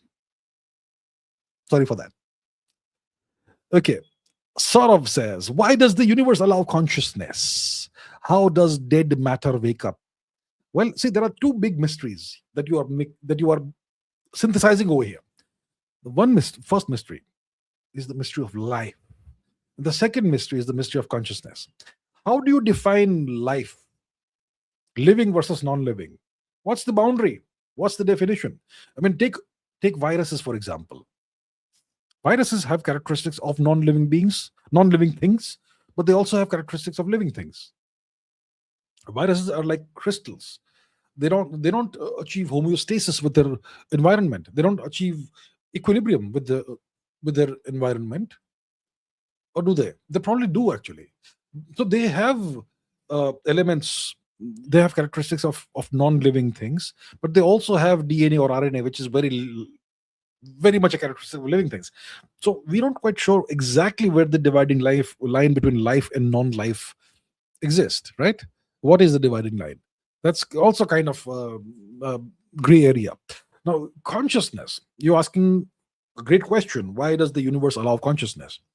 Well, to answer this question from a scientific perspective, I must first define what I mean by consciousness. Right? I need to have a clear, unambiguous definition of consciousness. Then we can talk about it from a scientific perspective. But what is the definition of consciousness in science? Do we have a clear definition of consciousness from a neuroscience perspective? We don't. Do we have a clear definition of consciousness from a physics perspective? We don't. Do we have a clear definition of consciousness from an information theory perspective? We don't. We don't have a scientific definition of consciousness. Let's say I have a black box inside which there is a consciousness. How do I define the characteristics of this consciousness? I don't know. We don't have a scientific definition of consciousness. So we can't discuss consciousness without delving into areas like philosophy and spirituality. You can't, it's not a scientific discussion at all. Now, why does the universe allow consciousness? Well, if I had the answer, I would be one of the gods. I don't have the answer. We don't know. We don't know. How does dead matter wake up? We don't know. These are big mysteries. How do you animate that dead matter? I mean, we know that, in the very early history of the earth, at some point we had the emergence of life, microorganisms, stromatolites possibly, or whatever it was, about 3.7 or 3.8 billion years before today, possibly, perhaps. How did that happen? Yeah, it's because you had cell walls and you had DNA. Now, where did DNA come from? These are big mysteries, see. So we don't have the answer as to why does the universe allow consciousness. If I could give that answer, well, I deserve more than a Nobel Prize, more than a Nobel Prize, and so on. So these are mysteries that science cannot answer at this point in time. Stagnik Acharya says, it seems we have to a small extent bent the knee to the superpower US via trade deal. If that is true, is semiconductor something we should solely focus on for the next 10 years and get maximum benefits out of US relations? Look, when you have an agreement or an interim framework for an agreement between two nations, where one is way more powerful than the other, then the agreement is going to be unequal. Okay, the more powerful nation will get the better part of the deal. That is natural. I mean, look at the tariffs that the US has imposed on various nations. It's imposing 18% on India, but other nations are getting 19, 20, 25, whatever. So we are actually getting the one of the best deals the Americans have given anybody. But of course, it's unequal, no question about it. They say reciprocal 18%, but I think there's more tariffs on India than on the US. That's just the way things are. You can't expect a completely equal, balanced agreement between India and the US. It's impossible. We live in the real world. I think it's a good deal overall. It's the best deal one could get. But now the Americans are introducing new conditions via the back door about not purchasing Russian oil. And the Indian government seems to be really uncomfortable about this, and they don't know what to say. So that's where we are. Dilemma for India. If we accept that, it's kind of walking us first steps down the slippery slope towards becoming a vassal, possibly. Right? I hope it's not true. So to a small extent, we have kind of a little, given in a little bit to the US, but it's still a good framework overall. Yeah, I'm sure there's a lot of criticism being heaped upon the government of India for this right now. I don't think it's actually legitimate and valid. One of the issues that's happened is that Trump has heaped so many insults on India that any deal that he gives is going to be regarded with a lot of suspicion. Trump has said so many lies that nobody trusts him. These are the issues, right? When you have a president like Trump. So yeah, now if this is true, is semiconductor something we should solely focus on for the next 10 years and get maximum benefits out of US relations, the US will give you nothing when it comes to semiconductors. They will not give you any technology whatsoever. They want to extract from India, not give to India. If the trade deal is somewhat unbalanced, it means the US is extracting more than we can extract from them. Why will they give us some benefit in semiconductors? Why? We should. I totally agree that we should focus on developing semiconductor technology, but we will get no benefit from the US when it comes to this technology. We'll have to develop it entirely on our own. Okay, there's no free lunches in the world, my friends. Nothing. So we're gonna have to develop it on our own, and we are capable of that. We have certain massive barriers to overcome, like photolithography machine technology and all that, but you got to do the work. You've got to do it. Giora TV says, what similarities do you draw between the Roman Empire and the United States of America? And do you see China as Carthage in some way? Well, the people of Carthage allegedly used to sacrifice children. I don't think the Chinese do any of that. So, okay. But yeah, okay. Similarities between the Roman Empire and the United States of America.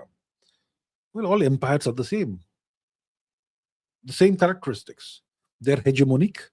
The Romans, they practiced two forms of hegemony. One is territorial hegemony. They practiced two forms of what? The Romans wielded power in two ways. Okay. One was territorial, by capturing the territory of various kingdoms and peoples. The second was by vassalizing kingdoms without actually capturing territory. Okay? So these are the two things the Romans did, but mostly it was by capturing territory and actually occupying the territory physically. The Americans have also done that, and that's how they've expanded their nation so much, by capturing so much territory that belonged to the indigenous people, first of all, the Native Americans, then the French, then the Mexicans, and so on. That's how they built up such a big nation. But the majority of their power is through vassalizing other countries. So there are similarities, there are differences, and so on. But overall, both are empires. The Roman Empire was an empire. The US is the current major empire. So yeah, you can drill down and see so many other similarities. How do I see China as Carthage in some way? No, I don't see China as Carthage. Carthage actually struck at Rome. Hannibal Barca invaded Rome. Okay, and he defeated the Romans in various battles, including the Battle of Cannae. Was it Battle of Cannae, in which he decimated Roman legions? Battle of Cannae. Second Punic War. Who fought the battle? On the one hand, you had Hannibal Barca. Hannibal. And yeah. So Carthage won. And this happened in Italy, on Roman territory, which means the Carthaginians invaded Rome and defeated them on their own territory. You think the Chinese are capable of doing that to the US? No, they're not. So I don't see China as Carthage in some way. I don't. Ganapati says, Manchurian candidate Modi, the new Mir Jafar, has sold India to the Anglos under a subsidiary alliance, complete and unconditional surrender to the US. He has been a US asset who was grown through something. I don't agree with this. He has sold India to the Anglos, really? So you're talking about the interim trade framework or whatever. A lot of people are saying this. I don't agree with that. I don't agree. Complete and unconditional surrender to the US. I don't think so. Yeah, I disagree. It's a good trade framework or whatever. Of course, the US will bring in additional terms and conditions because they are the way more powerful nation. And you can't blame Modi for that. Can you blame Modi for the US being 25 times more powerful than India? Can you blame Modi for that? Did Modi make the US that powerful? He did not, right? US asset and all. Look, I disagree with these things. Okay. Soldier Boy says, please take my question from your compost. Right now, we are only doing super chat. So, right now, it won't be possible because I will have to go and dig up some stuff from God knows where. Right now, that's not possible. But in the future, I'll try and look it up. And maybe I can take it in the next live stream where you have asked, in which I pick questions from the comments. Right now, won't be possible. This is only super chat today. All right, sir. Giora TV says, despite the US defeating USSR by infiltrating so deeply into the Soviet Russian system, how did they fail to prevent Putin's rise to power? They misunderestimated Putin. As George W. Bush would say, they misunderestimated Putin. They thought he's just another bureaucratic kind of guy, you know. So the Americans were very happy with Boris Yeltsin, the drunkard. He dragged the US he dragged Russia down horribly. They lost the first Chechen war. It was a disaster. And then so the US, so Yeltsin was essentially an American agent, okay?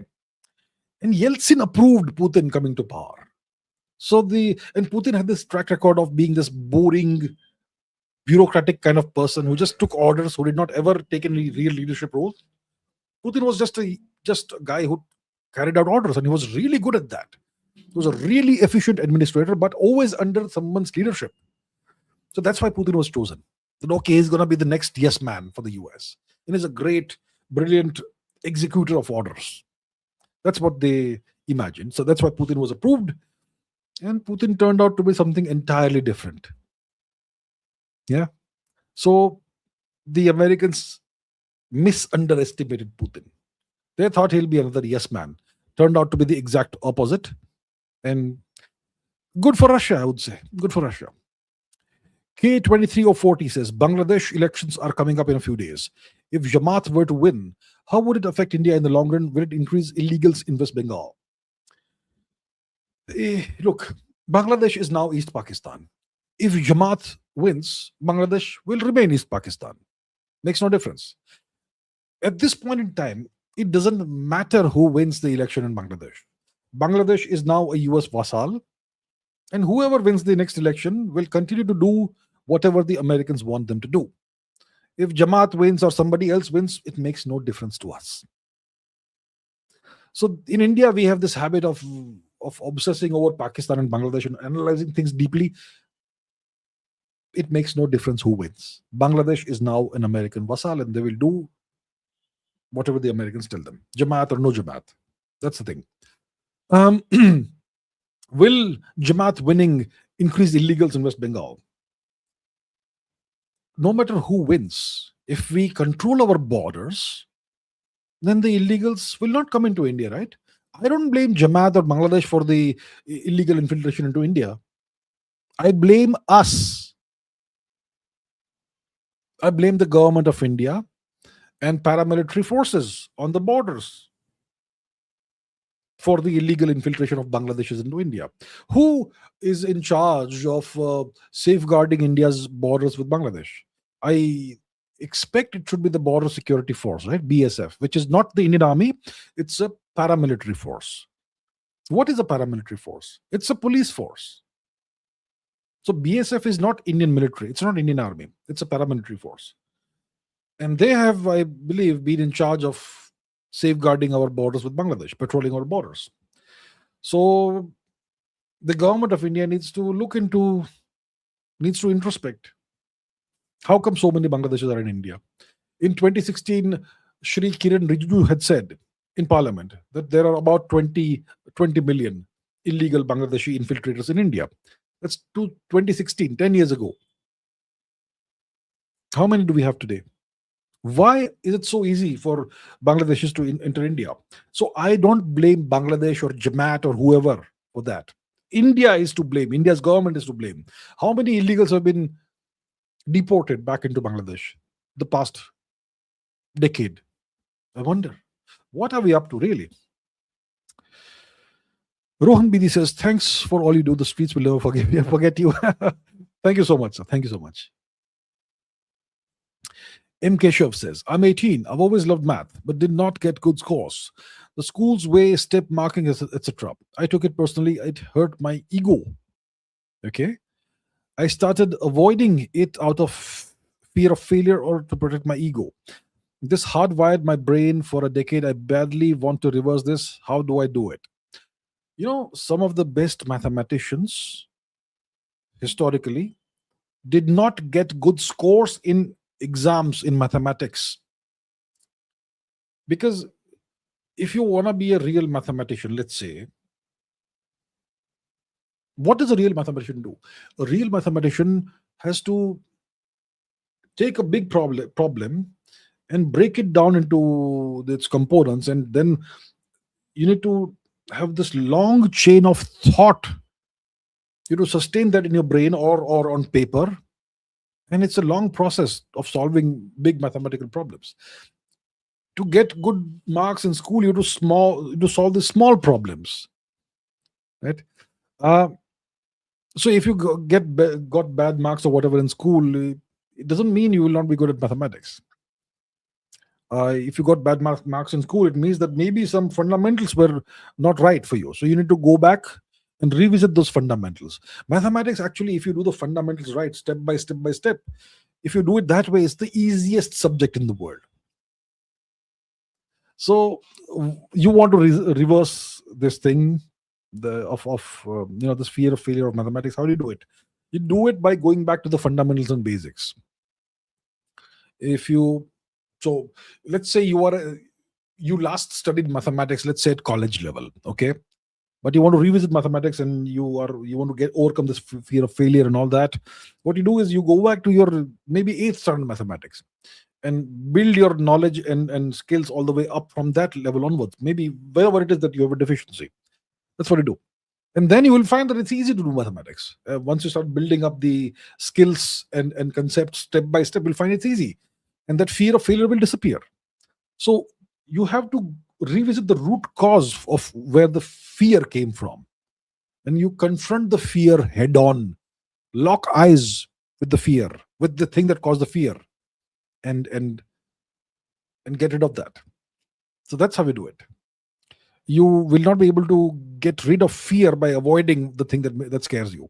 You've got to lock horns with it and you've got to dismantle it. That's how you reverse the fear of failure. Ganapati says, in 2016, ISRO budget was $1 billion. SCST budget was $9 billion. In 2026, ISRO's budget is $1.6 billion. SCST budget is $40 billion. I no longer feel obligated to serve this Rashtra. I understand how you feel. I'm not sure if I don't know if these figures are correct. I'm not sure where you got them from. They may possibly be. I'm not sure what is the SCST budget actually. But I understand what you're trying to say. And obviously it is dispiriting, it is discouraging. And I feel you. I feel you. Amisha says, why no minister is giving clarity on Russian oil? That's a good question. Who are the ministers concerned in this? It is Shri Piyush Goyal and Shri Dr. Jaishankar. These are the two ministers. Shri Piyush Goyal, what is his ministry? Is trade, right? Commerce. Minister of Commerce and Industry. So that obviously is the ministry which will be engaged in negotiations with the US to hammer out an interim framework for an interim trade deal. And the other ministry obviously is the foreign ministry, Dr. Jaishankar. Now both have been asked about Russian oil. So first of all, the Indian Prime Minister tweeted this. Mr. Piyush Goyal tweeted this. There was no statement about Russian oil whatsoever concerning this interim framework for this interim trade deal with the US. So it looks like India has been caught by surprise by the Americans springing a trap on India, right? And then when Mr. Piyush Goyal was asked, he said, please refer this question to the foreign ministry. When Dr. Jaishankar was asked, he said, please refer the question to the commerce ministry. So it looks like there is a lack of clarity. India has been caught unawares, apparently. So the answer as to why no minister is giving clarity is probably because we have not reached a decision yet. It probably means the government of India has been caught unawares. It has been surprised. It has been ambushed by the Americans.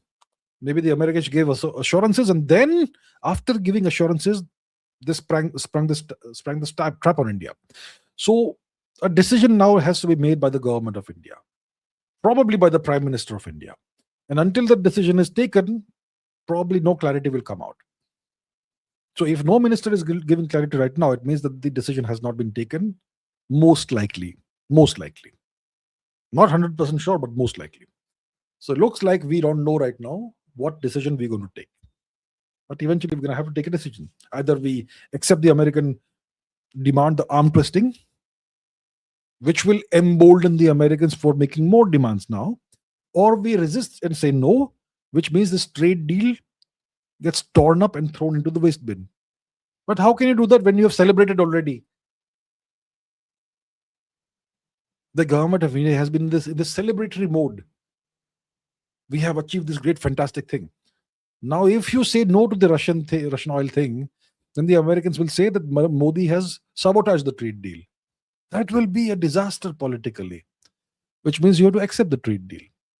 But the trade deal now comes with this condition which wasn't there earlier, of not buying Russian oil anymore. So looks like India is going to have to agree to this American arm twisting demand of not buying Russian oil, which will impact our relationship with Russia potentially. That's where India stands. So are we going to start walking down the slippery slope towards vassalhood is the question. Vihang Korane says, for a student serious about AI and research, does an MTech or MS in AI from IITs, IISc still provide strong value today, or is going abroad clearly better? Thank you for creating the history course. I thoroughly enjoyed. You're very welcome. Also, you are serious about AI and research. And the question you have is, do I do an MTech or MS in AI from IITs or Indian Institute of Science? Or should I do it going abroad? My answer to you is very simple. Do not look, if you can afford going abroad, you should definitely go abroad. But you should not go abroad if you will take these horrible loans and it will ruin your family's finances. If that is the case, see, for most people to go to the US or abroad, you need to take big loans that you can't afford, and then you have to keep paying these loans for years or decades. If that is the case, I would say don't do that. But if you can afford going abroad, you should choose going abroad, because you will get better value in a nation like the US, for example, doing research in AI compared to even the top Indian institutes. So going abroad, as long as it's a high quality US college or university, is clearly better. That is my honest opinion and honest recommendation, but only if you can afford it. Don't destroy your family's finances because that's a problem, right? So yeah, all the best. Vihang, all the best to you, sir. All the best. Mohan Sharma says, thanks, love listening to you. Thank you so much, sir. Could you talk about pre-Abrahamic cultures and religions across the world? Okay, I did do this, right? I think this question is repeated somehow. But yeah, I just took this a while ago. Yeah. Rakhi Gyanwani says, thank you, sir, for understanding new subscriber. Thank you so much, Rakhi ji, and welcome to this channel. Thank you very much. Prateep Kumar Roy says, there's a statue of Enlil in the Epstein Island, ancient Mesopotamian god. He was also known as Baal or Yahweh, that accepted child sacrifices. Jews claim not to worship Moloch. So this god Moloch, this entity called Moloch, was allegedly a god that the Canaanites worshipped. Maybe it was a form of Yahweh or whatever. I'm not very sure about that. But the Hebrew Bible alleges that the Canaanites used to worship this creature called Yahweh. Sorry, not Yahweh, Moloch. And Moloch was associated with child sacrifices. And the descendants of the Canaanites were the Phoenicians who set up Carthage, and they also did child sacrifices in Carthage at the Tophet. And you actually find evidence of that, like large quantities of evidence of that sort of thing. So I don't know who this Enlil god is, but yeah, this Epstein thing. So look, the Canaanites they date back to maybe 1000 BC or something, right? Maybe before that. So it looks like in their culture, in this Western culture, this has been kind of happening behind the scenes for at least 3000 years. This, all the ghastliness associated with the Epstein Island, this pedophilia, this eating of babies, and oh, God knows what kind of horrific things are coming out of this. This is your Western culture, okay? Ganapati says, Israeli tourists were caught starting wildfires in Argentina. Israeli tourists are also flooding Himachal Pradesh, and ever since, natural calamities like fires, floods, landslides have increased. Okay, I am not aware of this. I'm not aware of this. So, okay. But yeah, I have not heard of these things. Edmond Dante. Oh, you have been reading the Count of Monte Cristo, have you? Edmond Dante. Well, I am very pleased for Edmond Dante because he did eventually get his revenge. So, biblical Heliodorus, sent to Seleucus IV to loot temple treasury, is struck down by angels. Decades later, there's a Vishnu pillar erected in Bharat by Heliodorus. A wild coincidence? What are my thoughts? I have no thoughts about this. I am not aware of this. Who was the biblical Heliodorus? Let's see.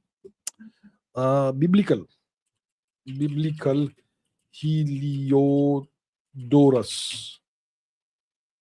Who was biblical Heliodorus? 2nd century BC, Seleucid chancellor under King Seleucus IV Philopator. Okay. Known from 2 Maccabee 3 for his failed attempt to rob the temple in Jerusalem. And so on. Okay. Now, pillar. So this is the what? 2nd century BC. Okay. Okay, now pillar of Heliodorus. So where is this from? This is 113 BC. Oh, fascinating. That's the 2nd century BC. And this guy was from the 2nd century BC. Fascinating. Is this the same guy?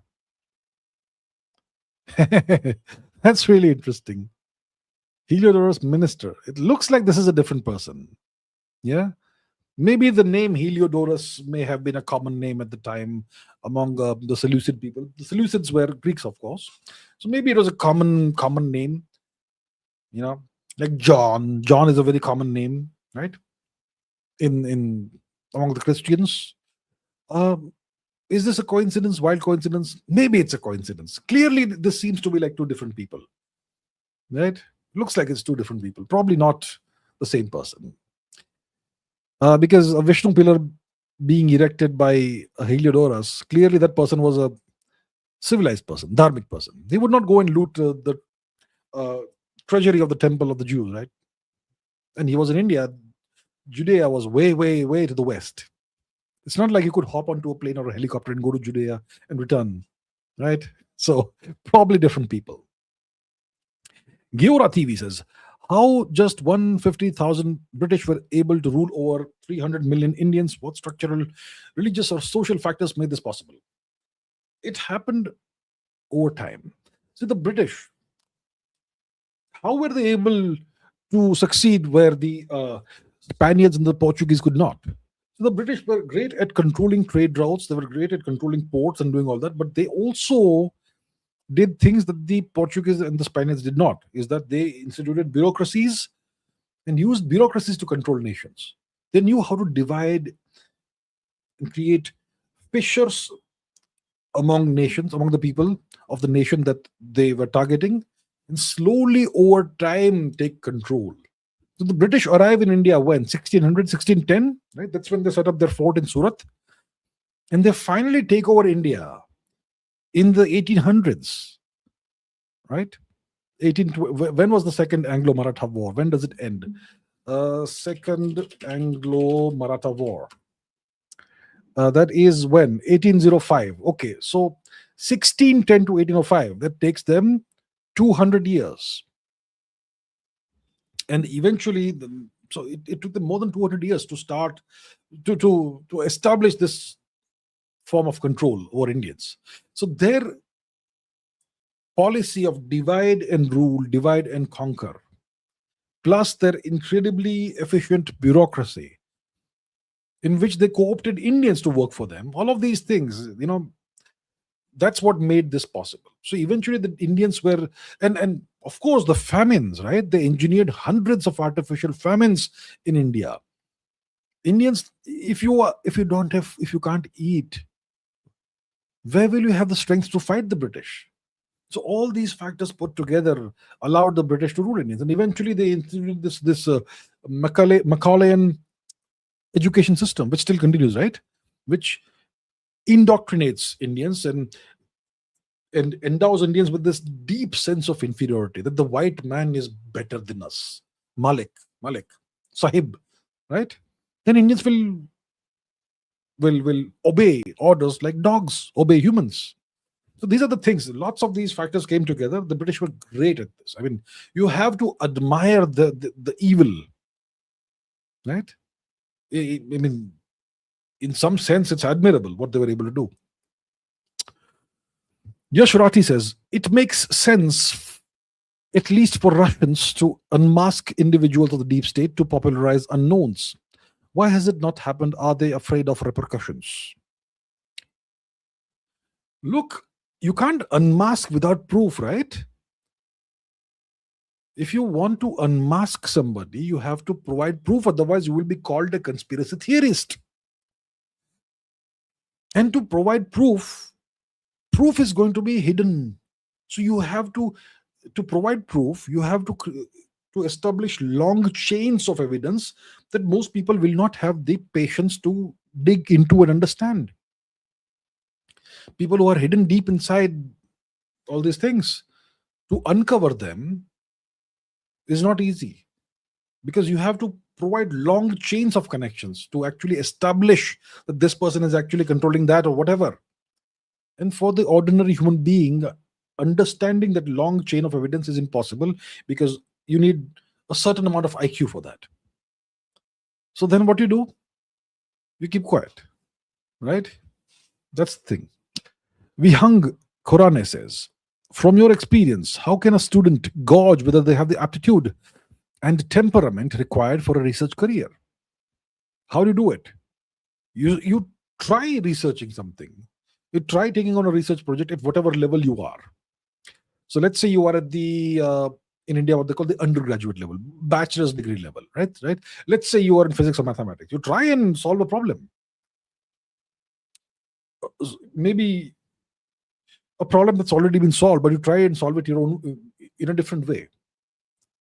Let's say if you are in mathematics, try and derive the Maclaurin series from scratch, a priori, from first principles. What is the Maclaurin series? Beautiful. Okay. Beautiful. I mean, mathematics is beautiful, right? If you see the Maclaurin series and if you understand what this says, you can see how beautiful mathematics is. So how do you derive this from scratch? Or something else? How do you derive the Taylor series expansion from scratch? You try and do these things and see if you're able to do it. If you're able to do these things, you will know that maybe you have the aptitude for research. So how do you understand whether you have the aptitude and temperament required for research? By trying these things out and see if you enjoy it or see if it is painful for you, right? That's how you find out. Okay, all the best. Ganapati says, in many of your videos, you claim that Jews were never mistreated in India. Try Googling Kadavat Achi. Enjoy. This gentleman seems to be very pleased with what he is trying to achieve here. Let's see. Kadavat Achi. What is Kadavat Achi? Kadavat Achi. Lady of the Riverside. I am not going to open Reddit links and random blogs. Oh, legend has it that around 1165 AD there was a wealthy Jewish widow and blah. So some kind of legend based on some rumor. I am not even wasting my time with this BS. Thank you very much, sir. Please understand what reliable sources are. Okay? Come on, enjoy. Bye-bye. Seriously. Vivek Singh says, hi, sir. Do you think it's a good idea to set up townships for our public sector unit employees and the families with all facilities within? This can make them more productive. I set up townships. Don't you have townships? I mean, you have old townships where people from government sectors, they all live together in things and all. This has been tried in India. This has been tried. Eh, Will it make people more productive? No, you don't need to do all this to make people productive. You have to make some reforms and cut out some of the things that some of the problems which I don't mention here. So putting people together in townships with their families and all facilities, will that make them more productive? Not necessarily. This has been done in India. Won't make much of a difference. Slow Cheetah says, what are 10 problems that India should solve immediately? How to solve India's education system? Okay. Once again, it's a good question. I'm going to give you references. So what we do is this. We go to this YouTube channel. This one, my YouTube channel that we are watching right now. We go to the live tab. We go to oldest. And then we go down. Now, if you want to solve India's education system, watch episode 28, 30, and 31 of Ask Abhijit. I have explained everything in the greatest of detail. This is 4 years ago it was streamed. It still is 100% relevant today. That's how you solve India's education system. Watch those 3 episodes. Because, see, the answer is not something I can give you in 5 minutes. You're going to have to watch those 3 episodes to understand what the problems are and what solutions are required. Okay? 10 problems India should solve immediately. First, I'll give you a few. I don't know if I can give you 10 at this point in time, but one is illegal infiltration. Second is all the illegal infiltrators who are currently within India, they need to be deported, right? That. Solve what else? The education system, obviously, which is a disaster, trash, garbage, terrible education system. Next, reservations are fine, but as long as they are on the basis of economic condition of families, not caste.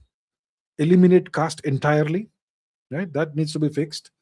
What else? All the alleged corruption that may exist in India, that needs to be dealt with, and so on. There are many such problems. Okay, Pradeep Kumar Roy says about the 4 pillars: City of London, Washington DC, Vatican, and Israel. Also about white, black leader of Jesuits and Grey Popes. I am not aware of any of these things. Clearly, you're talking about some theories that some people may have, but I am not aware of the details, so I can't say about that. What is white, black leader of Jesuits, Grey Popes? I'm not aware of these things. You see, there are things that I also don't know about, and I don't know about this. I'm very sorry. Sorry, sir. Giora TV says, in a hypothetical scenario where you are the Supreme Commander of India, what key strategic pivots would you prioritize in your first 5 years of leadership, and where would you take India? If I was in a hypothetical situation where I am the Supreme Commander of India, what would I do? First, deport all illegals out of India immediately. Number one, that's what I would do. Second, I would embark on a 20-year reformation program of the Indian education system based on what I've already said in the past. That is critical. Number 3, I would hike up the percentage of the GDP or the budget that is allocated to defense, right? That's what I would do. How many things are these? The illegals, GDP, defense. Third is education system, right? Fourth, I would try and be as Atmanirbhar as possible. I would make India as Atmanirbhar as possible technologically. We need technological sovereignty, so I would focus on AI. I would focus on semiconductors. That's things we are doing right now. Quantum computing, and also the basic stuff, right? The manufacturing that needs to happen in India. Ease of doing business, very important. Next, I would end reservations based on caste. I would annihilate caste completely. Complete annihilation of caste. The word caste or any caste, whatever references we have in India's official documentation, whether it is your birth certificate or a death certificate or school certificate or whatever, remove all references to caste. And I would continue maybe reservations maybe for another 20 years, purely on the basis of a family's financial condition, nothing else. And you can't have reservations forever, maybe 20 years maximum, right? These are some of the things I would do. I would focus on the Indian space program. I would make India a major participant in the space race, right? I would have India build at least 50 more submarines. I would have India build 300 more naval assets apart from the 50 submarines. These are some of the things I would do. And I would be very, very, very harsh on corruption. The harshest you can imagine. These are the things I would do. Some of the things. Yeah. Pradeep Kumar Roy says, about the 13 families in the crown. I am not aware of the 13 families, sir. I'm not aware of these. Some link them to ancient Romans. Do they really controlled everything? Also about the financial industrial complex, BlackRock, Vanguard, and State Street. See, I don't know about these 13 families. I don't know even one of these families. I haven't studied or read about this. The crown, which crown? Which crown? Are you talking about the British crown? Why is that the only crown? So, yeah, I don't know. Some link them to ancient Romans. I'm not aware of that. Do they really control everything? I'm not aware of that. Financial industrial complex that does exist, of course. BlackRock, Vanguard, State Street. Are they connected to some ancient families? I am not aware of that. I'm not aware of these things. I'm very sorry, but I'm not aware of these things. I haven't studied this or read about this. So, can't say. I'm very sorry. Sid Dave says, India should allow dual citizenship. Model could be renounce, live in India again, prove commitment, regain Indian citizenship, keep foreign one as well. Indian origin people can also get dual like that. I will have to respectfully disagree with this. You can have dual citizenship, you can allow dual citizenship only if you are the global hegemon. If you are a weak, relatively weak nation like India, the fourth most powerful nation, the third most powerful is like 4 times more powerful than us. And the US is like 25 times more powerful than us. In that case, the US, if you allow dual citizenship, the US can infiltrate you, and even the Chinese can infiltrate you in all kinds of ways. And you'll have people who have dual citizenship and who are working for the more powerful and the richer nation. And yeah, sure, let's say we have this model, you renounce, live in India again, prove commitment, then you regain this dual citizenship, which nobody will accept. First of all, nobody has time to do that. But even if you did that, then yeah, okay, live in India, prove commitment for 5 years, and then start spying. Then what happens? It doesn't work. It's not practical. That's my point. Avinav Avinash Shukla has become a new YouTube member. Your name is super confusing, sir. But anyway, thank you so much for becoming a member. I really appreciate it. Welcome to the channel's membership. Thank you. Ganapati says, Mother Teresa was the OG Jeffrey Epstein. Well, yeah. I mean, the things, if you want to learn the truth about this person, Teresa, I have a book recommendation. See, for a change, I remember a book. It's got a really interesting name. Okay. The Missionary Position. The Missionary Position. Mother Teresa in Theory and Practice. It's by Christopher Hitchens. It was published in 1995. The Missionary Position by Christopher Hitchens, in which Christopher Hitchens exposes this person thoroughly. Because see, you have to, if I say it, you won't believe it, but if a white guy says it, you'll believe it, right? So that's why I'm giving you this reference from this book written by a white guy. So now you'll believe it. Fields Strong Man says, you have said Rus won't report actual weapon count of Sekun. What's a Sekun? Rus won't report actual weapon count of Sekun. So how can we trust the statistics on oil imports like China from Iran? You said 5 to 15%. Can two countries not have under the table dealing of oil imports? Of course you can have it, but you can still figure it out. There are ways of figuring things out. There is something called a black fleet, a shadow fleet, in which you have tankers that will do refueling in the middle of the ocean and then put a new flag and then go and do something. You can still figure things out, okay? You can. You don't have to trust somebody's numbers and figures and statistics they put out. You can actually track in real time every single tanker that's carrying oil in the ocean, and you can see what's happening where. I mean, it's possible in real time. So you don't have to take anybody at their word, but you can still figure out what's happening. So that's how you can figure out that this nation, it claims to not purchase oil from so and so nation, but actually it is doing it indirectly. And yeah, that's our thing. Okay, Dark Side of the Moon, DSOTM. That's a great album, isn't it? How might India, incompetent feudal elites fixated on exploiting only cheap labor or R&D good infra, doom it to geopolitical irrelevance and US vassalage? By insisting that India doesn't become technologically sovereign. Let's say you have a hypothetical scenario in which you have an incompetent feudal elite bureaucrat or minister, hypothetically, who says India should never develop sovereign AI models. India should become a consumer of foreign AI. India should build application layers on top of the base LLMs and whatnot. So India should use foreign AI systems and build applications on top of that. Well, that's one way of making India completely irrelevant technologically. That's one example. There are so many other examples of other ways of doing it. So ensure that India only imports high-tech items. India doesn't manufacture or produce any of that. India should, to ensure that India doesn't do any R&D in technology, right? R&D budget, keep it very low. Import all the cutting-edge defense equipment from other countries. Don't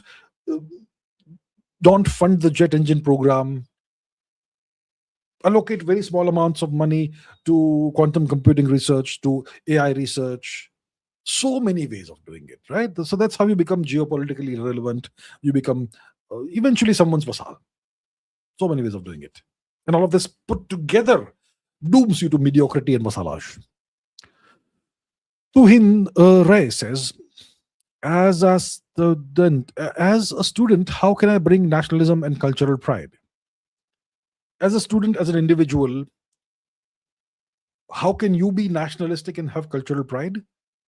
By learning about your nation, by being proud of the achievements that our ancestors have had, by being proud of the greatness of our culture. I mean, today the standards are so low, right? Today, all we have to say is that we don't have a culture of pedophilia and cannibalism. That's all. The standards are so low now. We are way above that. So how can you have other people do it? I'm not sure about that. As an individual, you can talk to your friends and family, and whatever you learn about your culture, your nation, you can share those ideas and thoughts and those facts with your family and with your friends, and that's how you can make them also gradually feel proud. That's what you can do. Okay, Pradeep Kumar Roy says about the downfall of Bengal. Is the left responsible? About the downfall of Bengal. See, Bengal, the British, they colonized Bengal first, right? They occupied Bengal first. Of all the regions of India, they first put down roots in Bengal. And the British wrote about Bengal that it was the richest province of India. And obviously, Bengal has this great, glorious past, great culture, great kings, all of that. So Bengal used to be so great, and the British ruined it thoroughly. But still, if you look at, let's say, the year 1940, Kolkata and Howrah were greater than Mumbai and Chennai put together. That was then Bombay and Madras. The population of Kolkata plus Howrah was bigger probably than Bombay and Madras put together. These are the pre-colonial, the colonial names of these cities, right? Today it is Mumbai and Chennai. So Kolkata was still at the time a major industrial city. It was the engine that drove the Indian economy. And then look at Kolkata today. Who did this? So Kolkata was the engine of Bengal and of India. Who did this? I suppose it was the left that deindustrialized Bengal. So it's been a tragic fall for Bengal, right? From being one of our greatest regions to what it is today. Okay. Feel Strongman says YouTube is a YouTube is a SOB platform. I spent 22 minutes trying to type the word nuclear. I hope you don't have this word banned on your channel. Absolutely not. Why would I ban the word nuclear? It's not a word that's banned on this channel. So, well, you spent 22 minutes trying to type this word. What can I say? There's nothing I can do about that. I'm sorry that you had this experience. Yeah, YouTube has its own peculiarities for sure. Indeed. Okay, the Scorpion King says, America is the last religious Western nation. Christianity is collapsing like Zoroastrianism in the West. This will hinder Christianity globally as it will be associated with poor African nations rather than the West. Well, Christianity has to survive somehow, right? So it will seek new places where they can poach souls.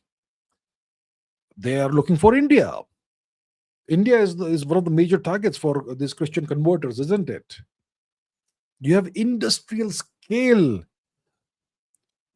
conversions happening in India in certain states. And the government of India is allowing this to happen blithely, unaware or aware, whatever it is. Yeah. So, yeah, India is a poor nation, similar to many African nations. So maybe Christianity for a while will be associated with poor nations. Now, unlike Africa, India will grow economically. So maybe in 50 years' time, India will be the biggest economy and it will be a Christian nation. Then Christianity will once again be glorious. Yeah. So America is the last religious Western nation. If you look at the European nations, the Western European nations, there's very little religiousness left there. So yeah, Christianity is mostly gone. The US has pockets of Christianity. You have this very, very, very. The MAGA folks are all Christians, aren't they?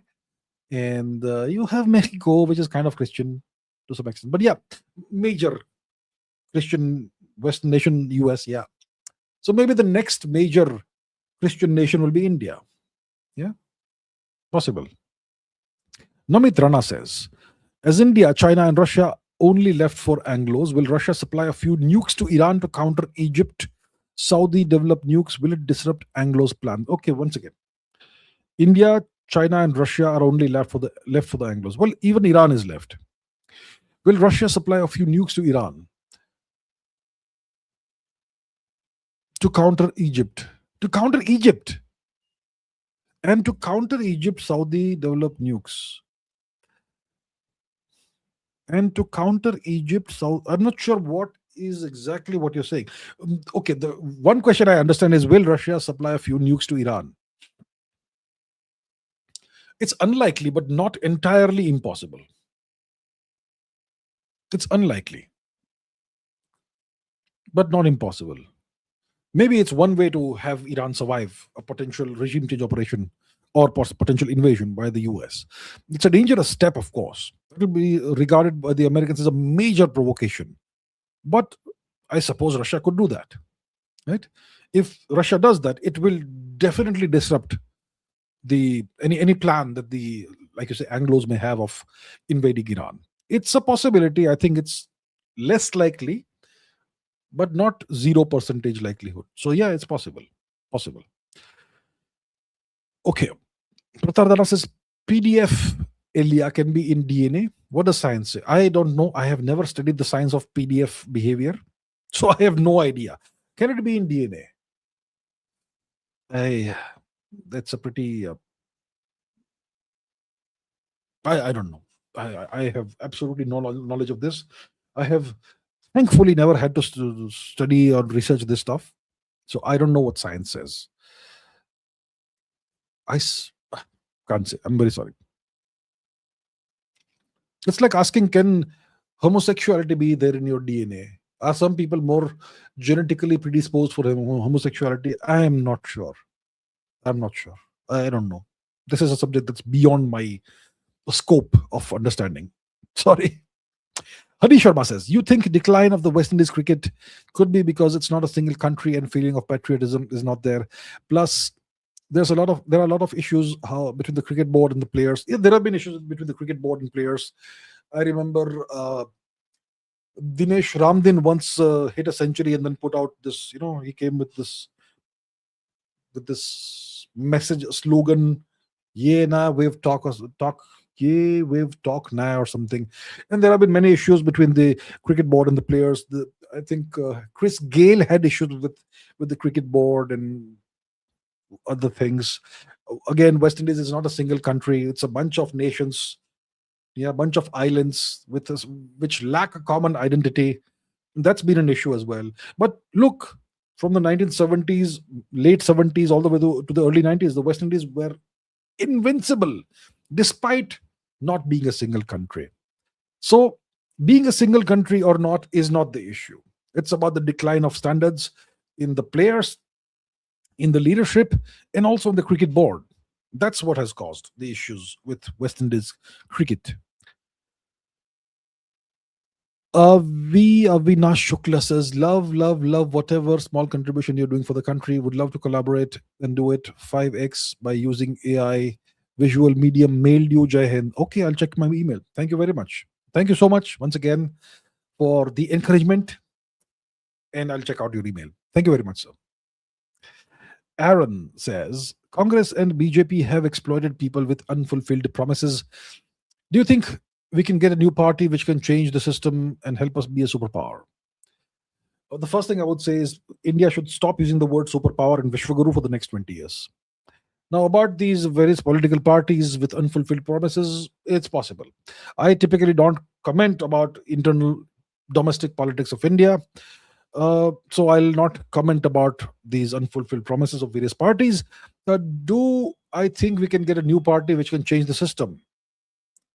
Well, theoretically, it's possible. In practice, it's next to impossible. Because forming a new party and actually gaining power takes years, if not decades. It's really, really hard. And you need a lot of money for that. Tremendous amounts of money. Really hard. Very, very hard for ordinary people to do that. So, yeah, that's the dilemma that India is in now. Suga says, is it even worth to get married in 2026 as a man when everything is stacked against you? Laws are not protecting you or are even against you. Look, it is still worthwhile to get married as long as you have a partner who's reliable, who is not someone who will game the system and eventually throw you under the bus. There are still good people in the world, right? There still are good girls, good women in the world. You got to find the right person. Find a person with the right values, right? Not somebody who's a gold digger. So yeah, it's definitely a little more dangerous, like considerably more dangerous today as a male. If you end up with the wrong person, you stand to lose a lot. But it still is worth getting married. Okay, it's part of the human experience that you got to have. Marriage is the foundation of society. The family is the unit of society, not the individual, unlike what the West would like you to believe. So you've got to continue that. You've got to continue the traditions of our ancestors. You've got to carry on your lineages. So you've got to do it, but you've got to do it more carefully now. It certainly is worth getting married. So don't get discouraged.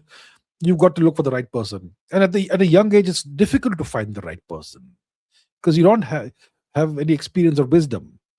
For that, you may have to rely on your family, perhaps, to help you out with that. Anyway, yeah. So all the best. Do get married, but to the right person. Dheeraj Kamath says, how exactly do the middle classes and common masses rise up against the elites bolstered by AI and genetic engineering transhumanism? Is there any hope? The hope is that, see, when it comes to elites bolstered by AI and genetic engineering and transhumanism and all that, we're talking about the American and Western elites. What can the middle classes and common masses of the West do about this? Precious little. Precious little. The hope is a non-Western culture will rise and possibly eventually win, where you don't have elites who seek to subjugate everybody, where you don't have elites who are PDF files and cannibals and whatnot. Right? So hopefully a civilized nation wins this race, this technological race. Hopefully. Do we have any civilized nations around us? I'm not sure, but let's see.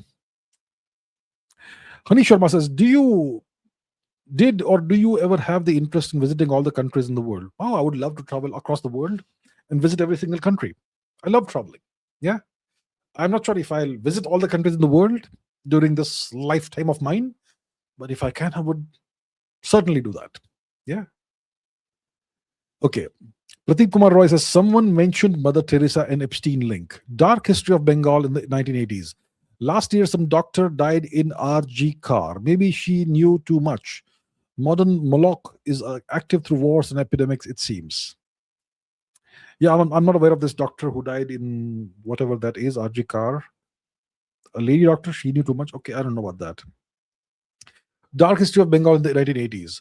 I hear that Bengal was the source of this trade in human skeletons in the 1980s. And there seems to be some Teresa connection there also, perhaps. There's something came out, okay? Bengal 1980s skeleton trade.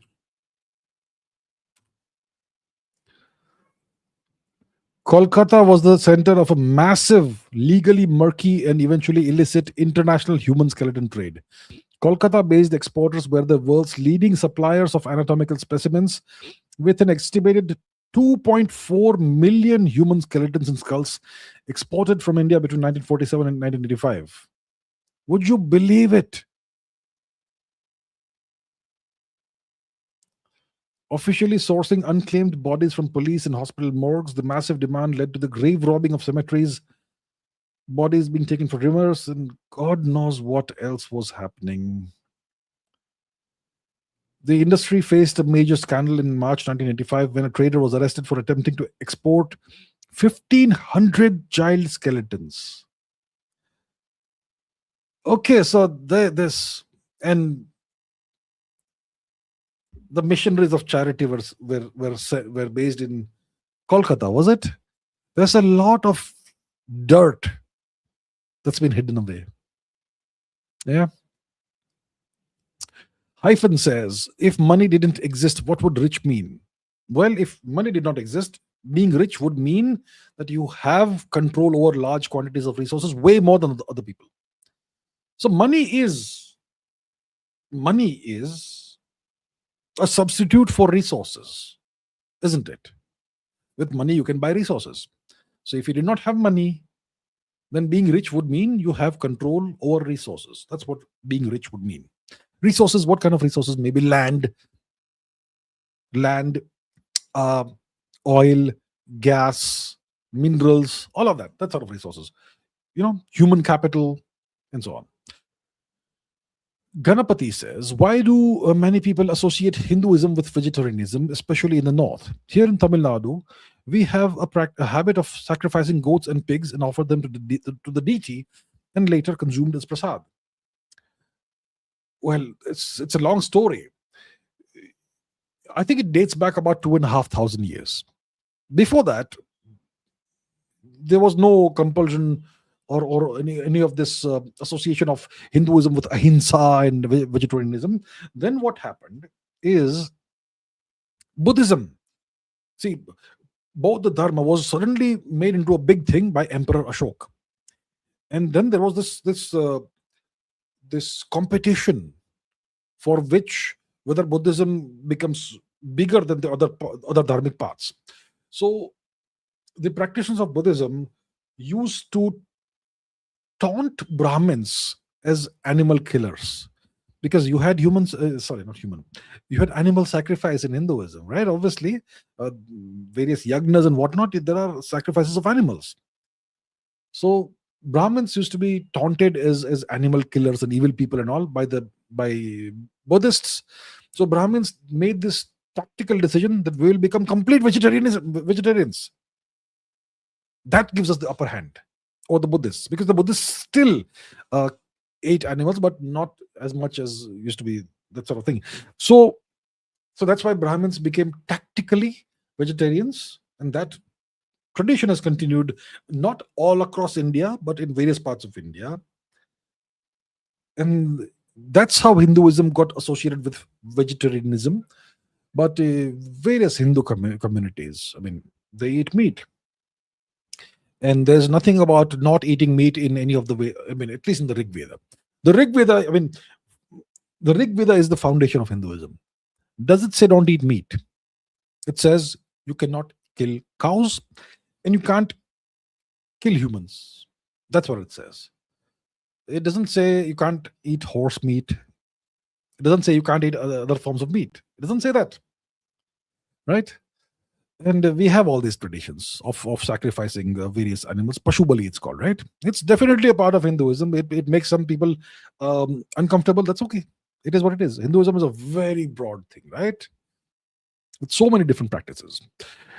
Okay, Sid Dave says, have you read the Quran?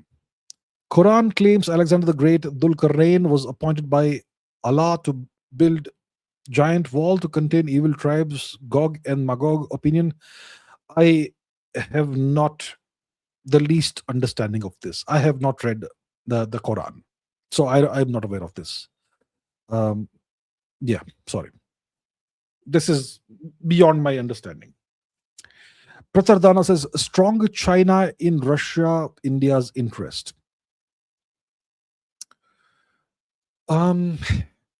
Strong China. Is it in Russia's interest, in India's interest? That's the dilemma we have today, right? Neither Russia nor India can trust China. But if China becomes way too weak, then the Americans can then deal with Russia and India separately. So I think we need some kind of balance. See, how does India prevent itself from being vassalized in the next 5 years? It's only possible if India, Russia, and China come together in some way, and then together resist American hegemony. Individually, these three nations will fall. Even Russia can fall. So is a strong China is in Russia's interest? I think a balanced framework of India, Russia, China, that's what is in India's interest. If China becomes more powerful compared to the US, they will start again their nasty behavior along the India-Tibet border. So we need balance. We don't need a strong China. It's like, way too strong. Prathardana says, some of us don't consider the 1857 events as a war of independence. Well, some of us are wrong, I suppose. It was a war of independence. Some of us, India is so large that some of us won't consider it to be a war of independence. Some of us will say it was a revolution, it was a revolt or a mutiny, like the British say. Well, some of us are wrong. Okay, Vicky Khanna says, do you think if invasion of India happens by the G2 powers, what are the G2 powers? US and China. So if invasion of India happens by G2 powers, if someone thinks to rule, will India launch huge virs for the world, poison the seed, nuke others? Isn't, if we go down this time, we will take the world with us? Will India do something nasty? I don't know about huge virs, poison the sea and all. Nuke others. I don't know if the Indian leadership has the cojones to do that. Does India have our equivalent of the Samson option? The Samson option is the Israeli, doomsday scenario. That if Israel goes down, they will take all their enemies down by launching a devastating nuclear strike or strikes. The Americans also have something like this, that if America is going under in a nuclear attack, the Americans will nuke every single country that matters and take the whole world down with them. Does India have a similar plan or strategy? I don't know. Maybe India says that if we go down, we will not take the world down with us. I don't know about that. It's terrible to even imagine these things. But so what does India do? I suppose India would, if certain red lines are crossed, I suppose India may use nuclear weapons. But I don't think India will nuke the whole world. India will nuke the aggressor nation and take it down too, possibly, depending on who it is. Okay, Hyphen says, does quantum entanglement mean that the universe is fundamentally connected?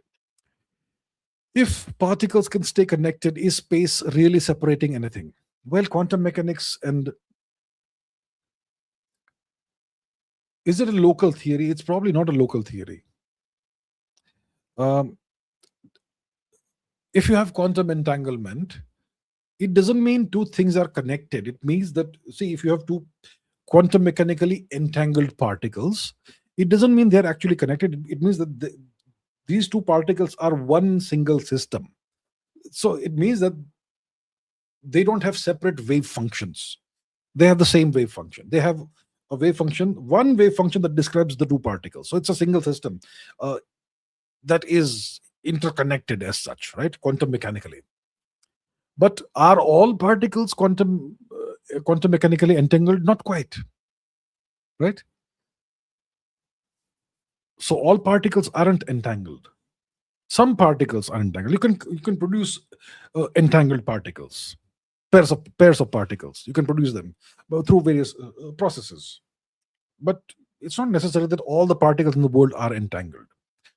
And so let's say you have a pair of entangled particles that are described by a single wave function. Does it mean that possibly space is not separating them? No. They are definitely. See, that's where quantum mechanics kind of seems to intersect with general relativity, because when we talk about space, we're talking about space-time, right? And the particles are indeed separated in space-time. But we're not sure how to describe them in quantum mechanically in curved space-time, but they are indeed in curved space-time. So there is indeed physical separation between the particles. Indeed, even if they are entangled. You can have one particle in the Andromeda galaxy and one particle here on the Earth, and they'll still be entangled, and they are still separated by 2.5 million light years, right? So there is indeed genuine physical and temporal separation. And secondly, all particles aren't quantum mechanically entangled. So the universe, from that perspective, is not entirely fundamentally connected. Okay? Vidhi Maniar says, is Pakistan ever likely to balkanize for internal reasons? It is very likely to balkanize the moment it stops getting external support from either the US or China. Right? So Pakistan will balkanize when India becomes the most powerful entity in the Indian subcontinent. That's when Pakistan will balkanize. Which means that India will become more powerful in the subcontinent than the US or China. At that point, Pakistan will balkanize. But that is far in the future if it happens, ever. And as long as the Americans or the Chinese keep supporting Pakistan, it will not balkanize. That's where we are. So eventually Pakistan will balkanize whenever it happens. Maybe in 5 years, maybe in 3 years, maybe in 30 years. Eventually it will, because it's an artificial and temporary nation. It's a fake nation. Ashish says, why do the Jats have such height of muscular mass and heavy wrists? How were they able to fight anybody who tried to capture the land? Relation to Rigved, various parts of India, various people with various physical characteristics. So I suppose Jats are large and more muscular, heavy wrists, something to do with DNA, something to do with their genetic ancestry. But look, they are able to fight anybody who tried to capture the land. Have you seen the Gurkhas? Let's say the Jats are 6 feet tall on average, okay? The Gurkhas are 5'6" or 5'7" on average, males. Have you seen the Gurkhas? Has anybody been able to capture their land or defeat the Gurkhas? So it's not all about muscular mass and size of wrists and size of whatever. It's not all about that. So it's about tradition and culture also. The Gurkhas have this warrior ethos. They have their own way of fighting. They have their kukris. What are the two smaller knives called with the kukri? Chakmak and something else. Yeah. So it's not all about size and muscular mass and wrists and all that. But yeah, why are the Jats like this? Probably because of whatever, genetic history they have. India is a very, very, very, very diverse place genetically. And yet Within that diversity we have uniformity. Relation to Rig Veda, we don't know. The Jats, well, there's no mention of Jats in Rig Veda. The Rig Veda was written thousands of years before the word Jat was even imagined by anyone. So that comes much later. Probably connection with the Scythians, the Masakate, possibly. Prasardana says, in surveys, Hinduism loses the least numbers. Who does these surveys? What is the sample size? What's the methodology of surveys? We have to ask these questions if you want to discuss something. Surveys, you can do a survey with a sample size of 200 people, and then it is known that people extrapolate that to a nation of 1.4 billion people. People can do surveys of Indian genetics based on Indian origin people who live in New York City. Take 50 samples from Indian origin people who live in New York City, and then that genetic data that you gather, you extrapolate that to the Indian subcontinent. Does it work? It's a very minor, small sample size, and those people may have come from only some parts of the subcontinent. How can you then project that on the entire subcontinent? So these surveys, my question is, who, first of all, is doing these surveys? Second, what is the sample size they've used? Third, how representative is the sample of the entire Hinduism? Fourth, what's the methodology of your survey, and so on? Surveys, anybody can throw out a survey here or there, So my point is, if these surveys are correct, I'll be very pleased. But let us not get complacent because some surveys say something. Hinduism may possibly be on its last legs today. Maybe it won't last 5 decades. Who knows? We cannot be complacent. That's my point. Shushrut says, how do gravitational waves help in studying the Big Bang? How do gravitational waves help in studying the Big Bang? They don't really help us directly in studying the Big Bang. They help us understand the nature of collisions between very large gravitational objects, like let's say two black holes, or two neutron stars, or a neutron star and a black hole. Right? That's what they help us understand. So what was the size of the black hole? What kind of spin possibly did it have? Angular momentum. Two black holes. What were the masses? Where did it happen? And so on. It doesn't really help us studying the Big Bang. If you want to study the Big Bang, you would need way better gravitational wave detectors. Let me explain why. Gravitational waves are ripples in the fabric of space-time itself. Okay? They do exist. We know that. We know that now. Now we have this detector called LIGO, Laser Interferometry Gravitational Observatory. LIGO. It's a gigantic detector, and it detects space-time ripples, but not ripples. It detects tsunamis in the fabric of space-time. Waves which are gigantic, huge amplitudes. So the biggest gravitational wave amplitudes are detected by LIGO, but they're actually tiny. Now, what we want to detect is not the gravitational wave tsunamis, but the gravitational ripples in the fabric of space-time. But LIGO isn't powerful enough to detect those. That is what will help us understand the conditions that were prevalent in the very early universe right after the Big Bang. That's what we need, and that's what we don't have. If we have a gravitational wave detector that can actually detect gravitational ripples, I would personally be very interested in that. But yeah. So right now we can only detect tsunamis, not ripples. And that's why we can understand the parameters of black hole and neutron star collisions, but not quite the conditions in the aftermath of the Big Bang. ICMBs says, Swiss CHPM concluded that India achieved all its objectives in May. Operation Sindoor, okay. What can India do better to influence global narratives that say otherwise? We need to have, okay, how can we influence global narratives that say otherwise? Well, you can do that by purchasing global publications. Yeah, by acquiring global publications. Purchase the New York Times, purchase the Washington Post, purchase 50 different media outlets in the West, maybe not the prominent ones, but smaller ones. Purchase them and have them push our propaganda That's what you do. Now, the government should not do it. Private entities should do it. So let's say Indian companies or whatever purchase 50 different Western media outlets, medium-sized ones, not very prominent ones, and they all start pushing Indian propaganda. I am saying propaganda. Let's push lies. Why not push lies? Why only push the truth? Do that. Then the narrative changes. Another thing, India should start playing the same games on social media that the Chinese and Pakistanis do. Whatever tactics they use, we should use those on larger scales. So this is how you influence global narratives. You can use a combination of factors. You use social media plus you purchase all those media outlets.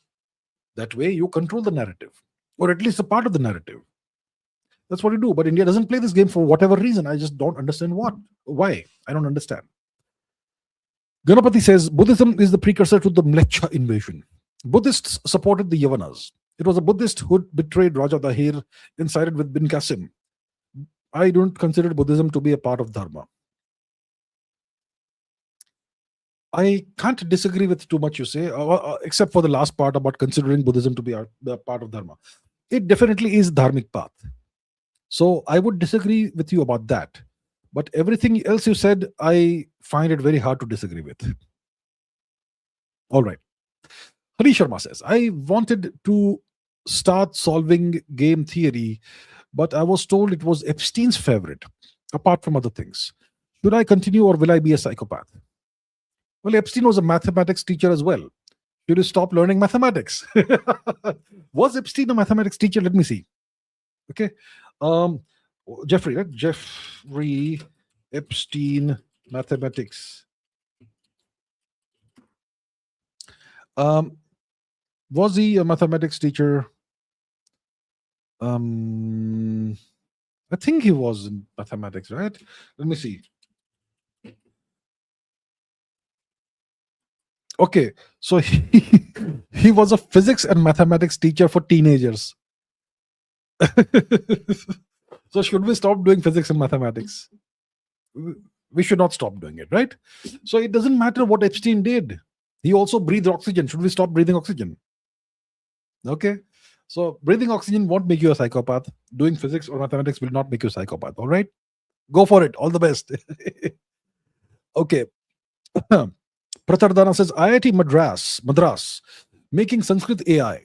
Tamils chant Rig Veda better, but some politicians want to destroy Hinduism. How are politicians so disconnected to people? See, it's not like all politicians are disconnected with the people. The current system that we have in India, this Westminster democracy system, this federalism in India under the specific kind of constitution that we have, all of that, all these parameters and characteristics that once they come together, they produce a certain kind of system in India, a political system. This political system that we have in India is not conducive to the long-term survival of Indian civilization. So in this system, politicians benefit from creating divisions in society. Politicians benefit from introducing various forms of chaos in society. Politicians benefit from being selfish and putting their personal interests over the national or civilizational interests. Right? Tamil Nadu is a fantastic place, beautiful culture, incredibly rich and ancient culture. Some of the greatest Hindu sages have come from Tamil Nadu. Some of the greatest Hindu temples are in Tamil Nadu. Some of the greatest emperors we've had are from Tamil Nadu, the Cholas, right? Even today, if you go to Tamil Nadu, the people are so connected to our culture. And yet you have other issues in Tamil Nadu. So the problem is not Tamil Nadu or Tamil Nadu's culture. The problem is the Indian political system. That's the problem. Swastik Mahesh says, what was the flag of the Kushan Empire? I'm not sure. Did the Kushan Empire even have a flag? Today, every nation must have a flag. Did we have flags in the past? Did the Mauryan Empire have a flag? I'm not sure we had a flag during the Mauryan Empire time. Did the Kushan Empire have a flag? I'm not sure. We had it. There's no requirement that every empire should have a flag. Did the Roman Empire have a flag? They didn't have a flag. Did the Ottoman Empire have a flag? They didn't have they did not have a flag. So I don't know if the Kushan Empire had a flag. I don't think they would have had one. This requirement is a very new modern requirement. A flag was typically something you would carry into battle for protection. You believed that if the flag had a representation of gods. So Maharaja Ranjit Singh, when he went into battle, he did not carry with him the flag of the Sikh Empire. He carried with him a flag, a saffron flag with a representation of goddess Durga on it. Maharaja Ranjit Singh of the Sikh Empire. So flags were typically some things that invoked divine protection. That was the purpose that flags originally served. Then later in the West, it became an ego thing. That, I have this flag with 3 lions on it, which means my kingdom is greater or something, that sort of thing. So I'm not sure the Kushan Empire even had a flag. Shashwat AIM says, I don't feel very positive about our nation anymore. I would not recommend you to be all discouraged and all like that. We have lasted so long, and we will, I think, last another 1,000 years. This period of time is such that, it's easy to lose hope. We are facing so many problems. We are losing our culture, religion, all of that. You have this industrial scale religious conversion happening in India. There are lots of issues, lots of problems. Indeed. But I would still say let us be optimistic. I am optimistic. There are problems, there are issues. There is the possibility of vassalization in the next 5 years. Next 5 years is make or break for India. But I think eventually we will prevail. I personally am still positive about India.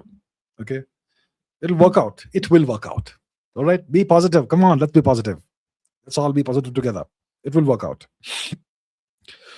Fast Snail says, are FTAs, free trade agreements, really good for India, or tariffs needed? Free trade agreements are great for India as long as the trade agreements are balanced and mutually beneficial. So if we have a FTA with the EU, which is balanced and beneficial for both sides, that's fantastic.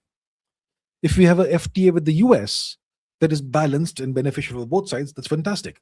But if you have a FTA with some entity where they get all the benefits and you get all the pain, that's not a good FTA, right? So the quality of an FTA depends on how beneficial it is for both sides. So for me, if I have an FTA with a small nation and I take all the benefits and impose the most constraints on them, it's beneficial for me, good for me, but terrible for the small nation. So ideally, you want balance. As long as you have a balanced FTA, it's good for you. Died with Precaution says, has Ukraine become a kamikaze nation for the West? Sadly, Ukraine is in deep, deep trouble. It's kind of a disposable tool or asset of the West right now. It's kind of become like that, which is, of course, tragic, terrible. It has kind of become like a disposable asset for the West. Mango Man says, I am planning to build my career in research domain and wants to pursue a PhD in cybersecurity. Any suggestions or tips? Suggestions or tips? Look, I don't know at what stage in your education you are. Are you in the 10th standard, 12th standard, college? Where are you? Master's degree? Where exactly are you? I don't know. So I don't know what specific suggestions or tips I can give you. You want to pursue a PhD in cybersecurity. What recommendation I would give you is,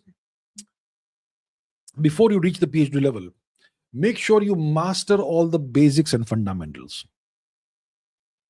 If you want to be a researcher, you need to have your basics.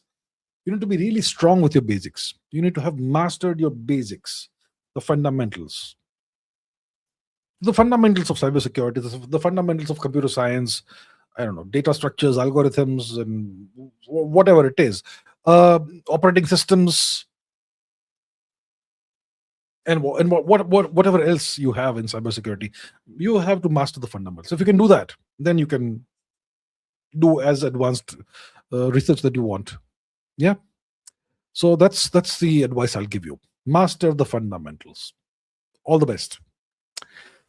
Sagnik Acharya says, where can our gallium GAN chip making capacity go next in 15 years in light of the recent news? Which recent news? How can we improve VC, venture capital funding for deep tech startups here? GAN chip making. What's gallium GAN?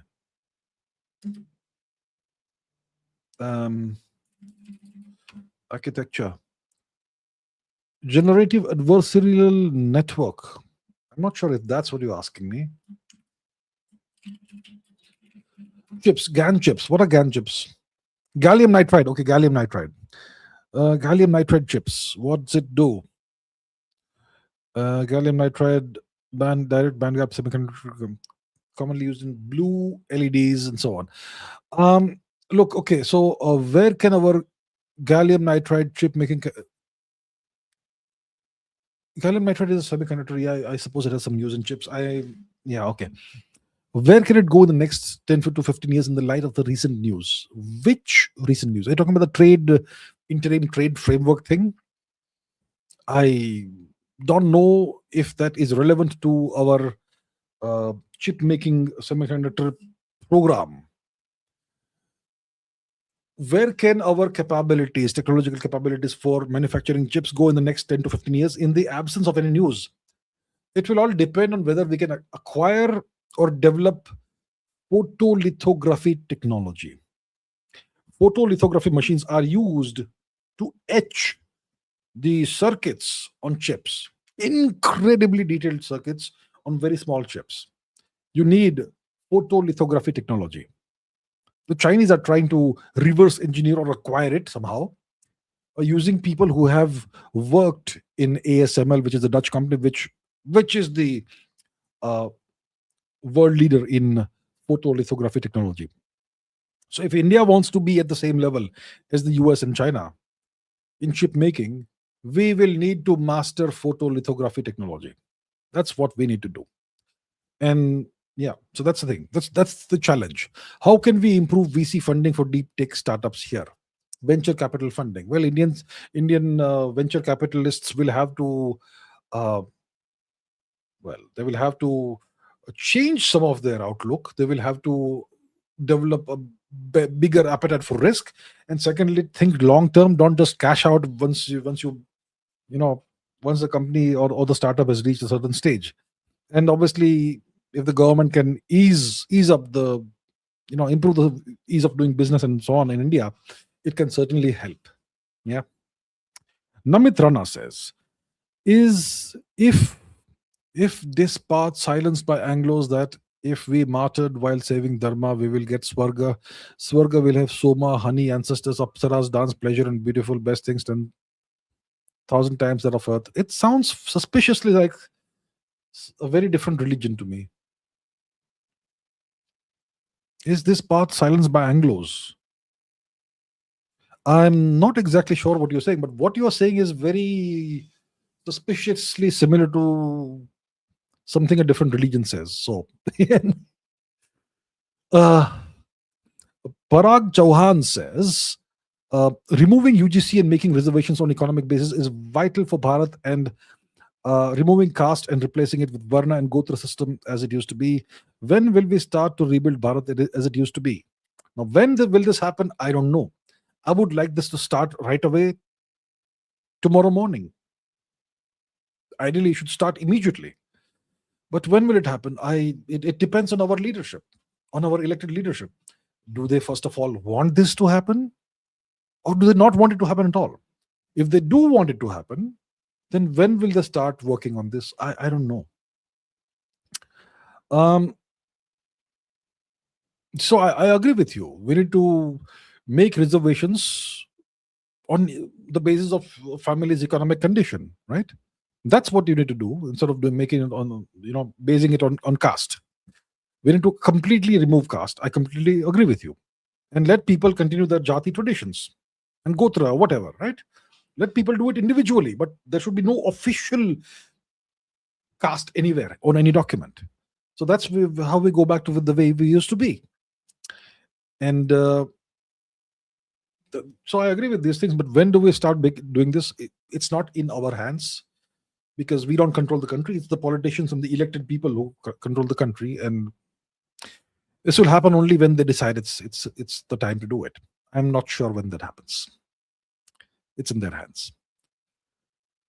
SDE says, Jews, Rothschild play double games. USA is just a tissue paper. They are now coming for India to use as tissue paper. Trump is trying hard to save America, so they want dumb. Okay, sir, I don't know about this, but okay.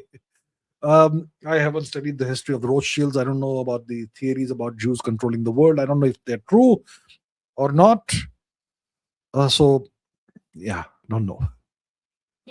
Hani Sharma says, did you ever see a ghost? Any personal horror story? I haven't never seen a ghost.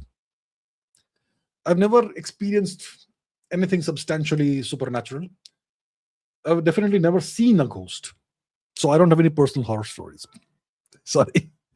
Hector Geronimo says, will UFOs be the next psyops? With ample evidence, will any files be ever released? Recently, a NASA scientist said he does believe there are aliens, but did not talk much about it. Will UFOs be the next psyops? I don't know what's going to come next. What psyop will be next? With ample evidence. Do I know that there is ample evidence? I don't know about ample evidence. I mean, if there is evidence that aliens exist and they're around, then why will only one country see all the evidence? And why will we not see UFOs in the skies over Delhi and Mumbai? Okay, Delhi, Mumbai, too much pollution, but maybe somewhere else in India. Why don't you see UFOs there on a routine basis like in the US? Why not over Jakarta? Why not over, Tokyo? Why only in the US? So I don't know if this is true, if there is any evidence, and if they release such evidence, whether that evidence will be true or will it be doctored. And somebody said something, it makes no difference to me. I don't care what people say. Show me the evidence. Words don't matter. Words are cheap. Words have no meaning or value. Evidence is what matters. Hard evidence, not ambiguous evidence. So I don't know. If some nation suddenly announces that UFOs and aliens exist, I'll be very suspicious about it, actually. I'll be very skeptical about it. Rajat says, how are you? I'm good, sir. Thank you. Recent paper co-authored by Carlo Rovelli and Swami Sarva Priyananda gives good perspective on consciousness seen in Noema magazine. Let's see.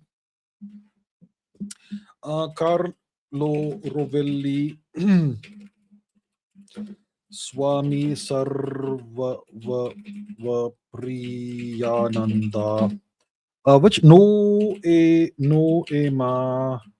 magazine. Let's see, what do we have?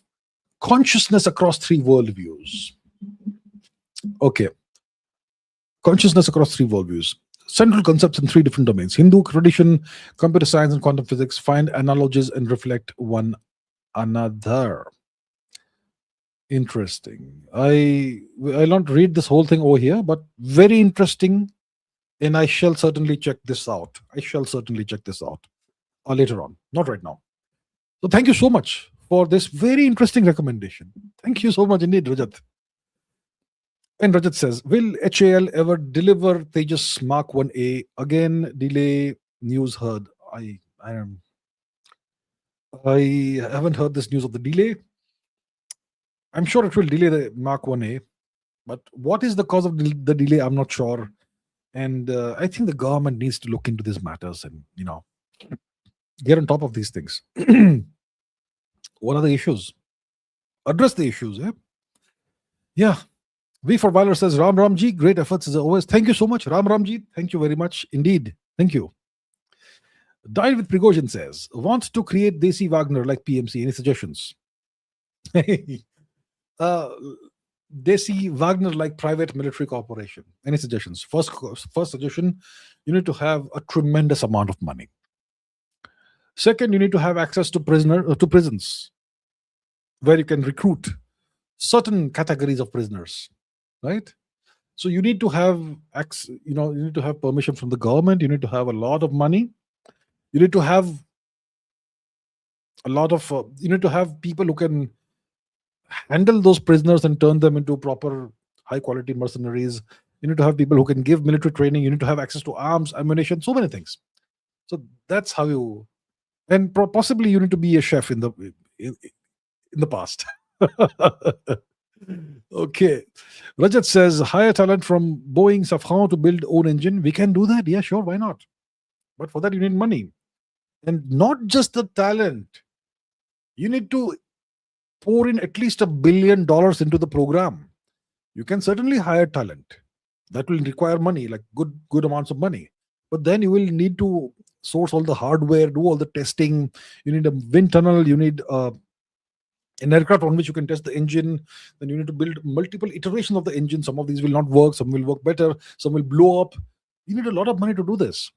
India doesn't invest money in these matters. So, what can I say?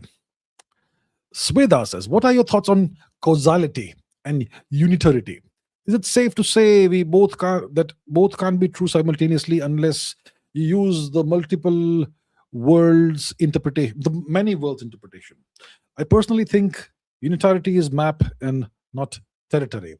It's possible unitarity is map and not territory. Map, yeah. What's my thoughts on causality and unitarity? I think also I tend to believe that unitarity is more map and less the territory, right? Is it safe to say that both can't be true simultaneously unless you use the many worlds interpretation? What does the many worlds interpretation say about unitarity? Both can't be true. So the universe can't be causal and unitary at the same time unless you use the many worlds interpretation. I'm not entirely sure right now.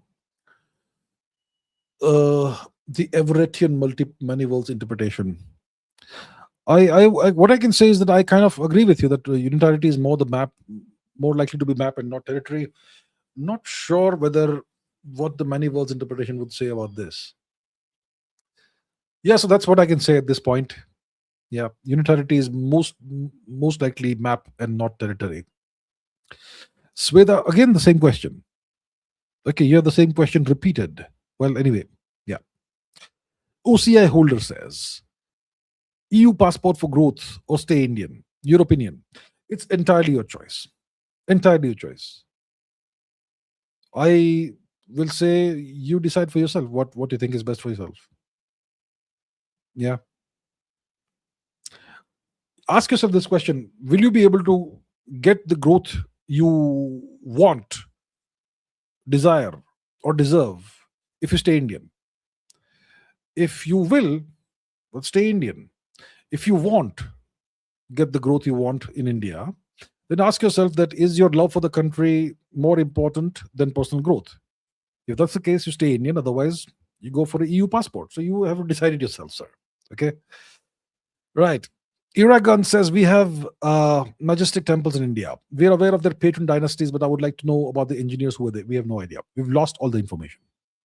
We've lost all the information about the engineers, right? We don't have any records left. Sometimes in some temples, you may have some inscription with some names, but some could be donors, some could be patrons, engineers, I'm not sure. So we have lost the information. All the records have been destroyed. So, yeah. Kratos Aryavartvasi says, for centuries, pre-Jewish Israel had local kings with Mitanni influenced Aryan names like Akthaps, Indrota, Ashkelon's Shubandhu, Megiddos, Biridia, etc., and elite military aristocracy called Marianu. Okay, let me check out some of these names. Aksaps, Indrota. What is that? Indrota. Or is it Aksapsa with an apostrophe? Is it? I'm not sure about that. Okay, let's see. Ashkelon's. Okay. Okay, let's just go with Indrota. Who is Indrota? A sage, a son, etc., etc., etc. Okay. Subandhu. Subandhu. Nah, what is that? Subandhu. Ashkelon, right? Ashkelon. There is no direct connection. Okay, so I'm not sure, but all right. So I'm not aware of this and I'm not able to find immediate information about this. I'm sure it's there, but I'll have to dig a little deeper into it. So I'll check it out, sir. Thank you very much for the interesting fact. Oid. Oh, yeah. Thank you. Rohan Bidi says, do you take notes while reading to retain info better? No. I will sometimes underline stuff, but I don't take notes while reading. I'm sure I would have done some kind of for some form of note taking when I was still a student back in the day. I would have reinterpreted what I read in my own words to make it easier for me to retain it. I would have done that back in the day. But today, when I read, I don't take notes.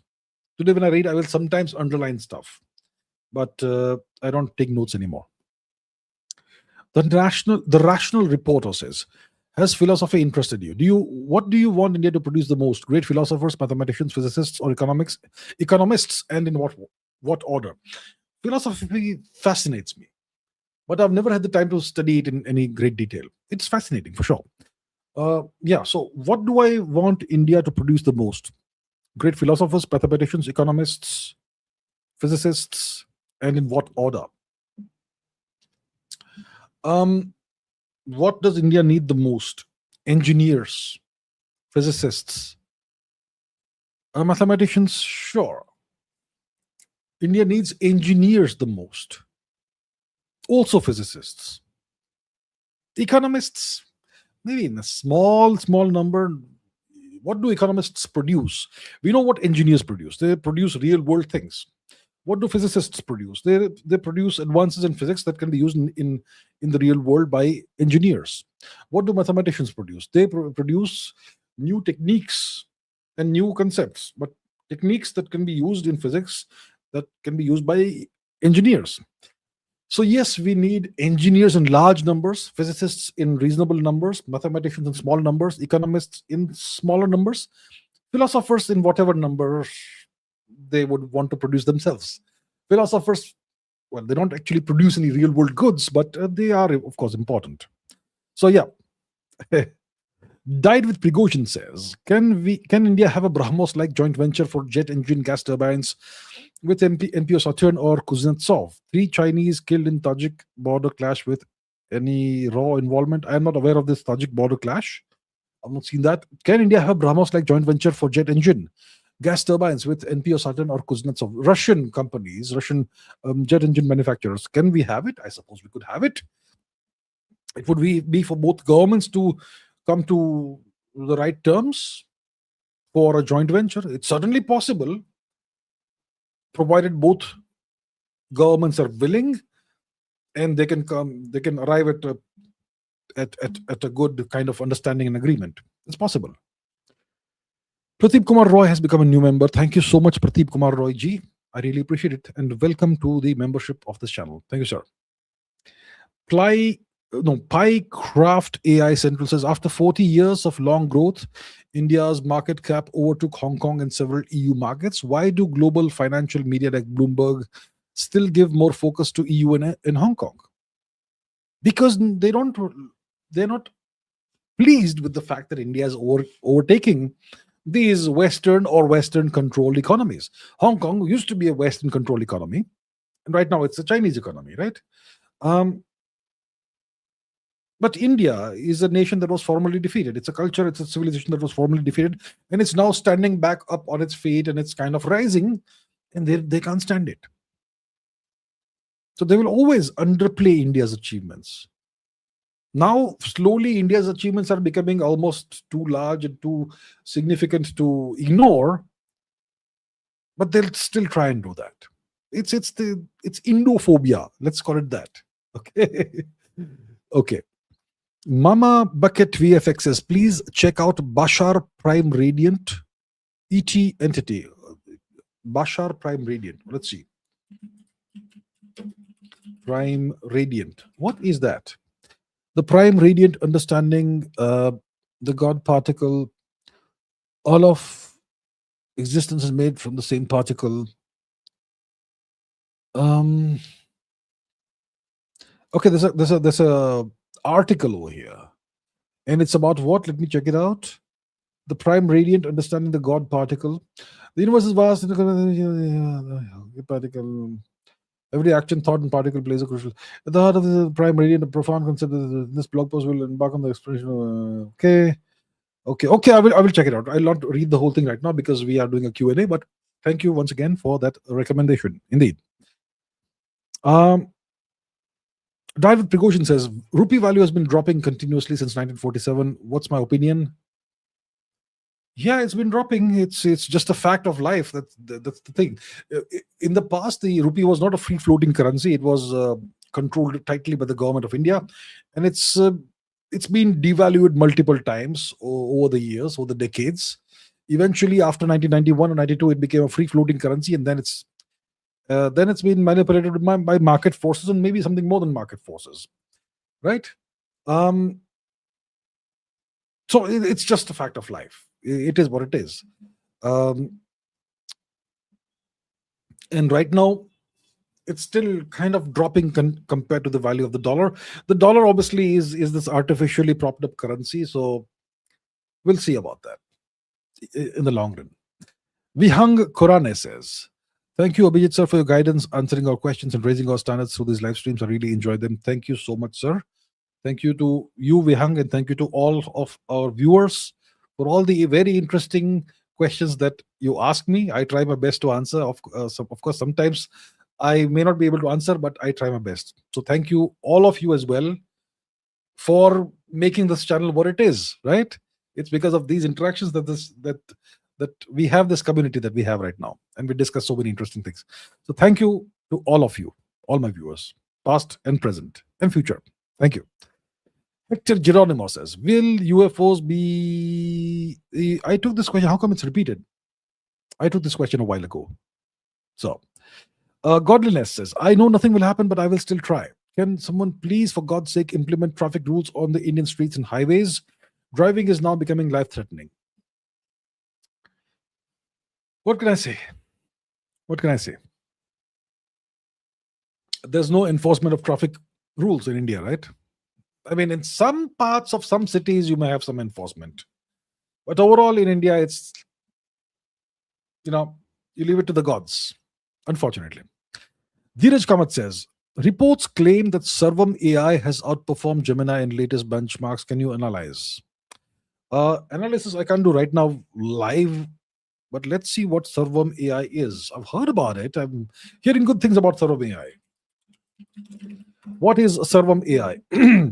Sovereign Indian AI ecosystem for LLMs, agents, and whatnot. So, what does Wikipedia have to say about this? AI is focus on build these large customers for Indian languages and contexts, building efficient Indian language voice bots, and all of that. Technology, founding, etc. Reception, Sarvam agent, Sarvam 2B. Shuka 1.0, audio language model, Sarvam models A1, and so on. Okay, it doesn't say much here. Let's say what Sarvam has to say on Twitter. Will it ever open up? So, do we have anything about the latest benchmarks? Meet blah blah blah. Sarvam 2B. Let's see. So, Sarvam M. 24 billion open weights hybrid model. General knowledge. Okay. It's doing pretty well, actually. It's doing pretty well. Okay, so I will not go through all of this right now, but looks very interesting. And if this is genuinely a sovereign AI, fantastic. I will have to check it out and take it for a test drive, I would say. Godliness says, we want a podcast on alien life and space mystery. You want a podcast or do you want a live stream? Podcast. Well, somebody will have to host me for that. And people want to host me for history and geopolitics, but never science. Alien life and space mysteries. We could discuss that. If it's a live stream you want, I could do a live stream in which I take your questions. If it's a podcast, we'll see about that. But anyway, I'm glad somebody's interested in this stuff. Yeah.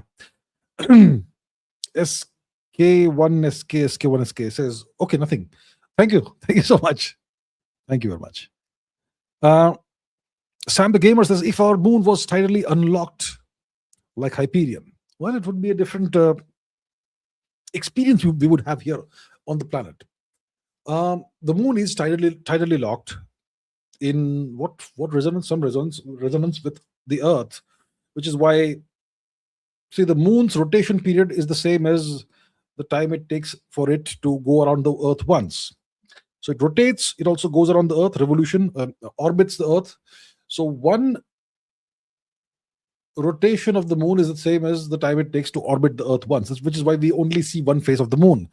If it was not tidally locked, would it be more chaotic for the planet Earth?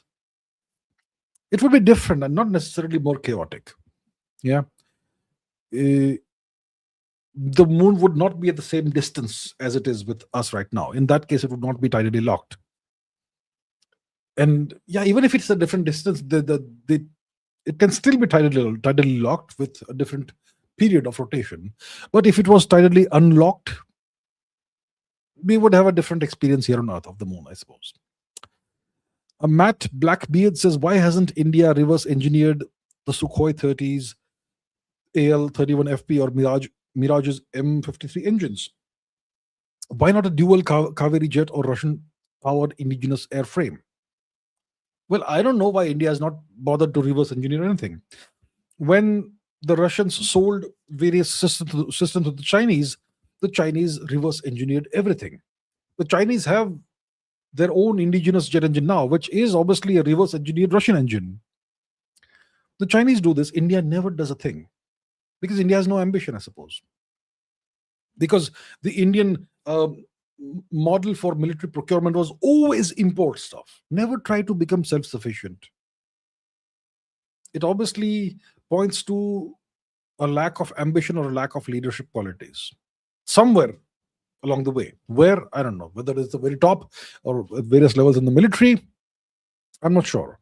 I would say I would put the blame not in the military itself. Definitely some blame has to be shared by the military, but I think above the military. That's why we have never reverse engineered anything. I mean, the Chinese took the MiG-21 and developed it into the JF-17, right? Which is a decent aircraft. We didn't even bother to do that. So India lacks ambition, right? Even today we could reverse engineer various things, but we don't seem to be doing it. Godliness says, what's my forecast on the upcoming Bangladeshi elections? I think my forecast, I have no idea about the Bangladeshi politics. I don't care. My forecast is that whatever the Americans want will happen. That's my forecast. I think that's a pretty accurate and clear forecast. Whatever the Americans want will happen in Bangladesh in the upcoming Bangladesh elections. Okay. Giora TV says, is it possible for the US Navy and intelligence to track info of each and every Shadow Fleet tanker in the ocean, or is it a difficult task? It is 100% possible for the US Navy and intelligence to track the info of each and every of these Shadow Fleet tankers. They have this vast network of satellites. They know everything that's happening in real time. It's difficult, but if you have 10,000 satellites in space, very possible. And now you have tens of thousands of Starlink satellites, which may have other capabilities also. So the Americans can monitor everything, track everything in real time. Pratik Shenoy says, how accurate are modern portrayals of pre-Christian Greek and Norse societies as morally corrupt, uncivilized, brutal? To what extent is this view shaped by movies and TV rather than history? Much love to you. Thank you so much. Modern portrayals of pre-Christian Greek and Norse societies morally all that. Well, these modern portrayals are indeed very strongly influenced by Christianity. Christianity sees polytheism as evil, as demonic, as satanic, right? So, I mean, if you watch that series called Vikings, they portray Viking culture as pretty weird. I mean, bloodthirsty and I'm sure pretty inaccurately, right? So a lot of this view, the view is not shaped by movies and TV. It's shaped by Christianity. Christianity has always portrayed polytheistic cultures as evil and backward and all that. So the view is shaped by Christianity, not by TV or movies. Okay, Mary Kane, ma'am, good to see you always. I'm noticing next level auto comment bots in your Q&As and collabs with others. CIB coordinated inauthentic behavior that bypass platform security, trying to create account karma.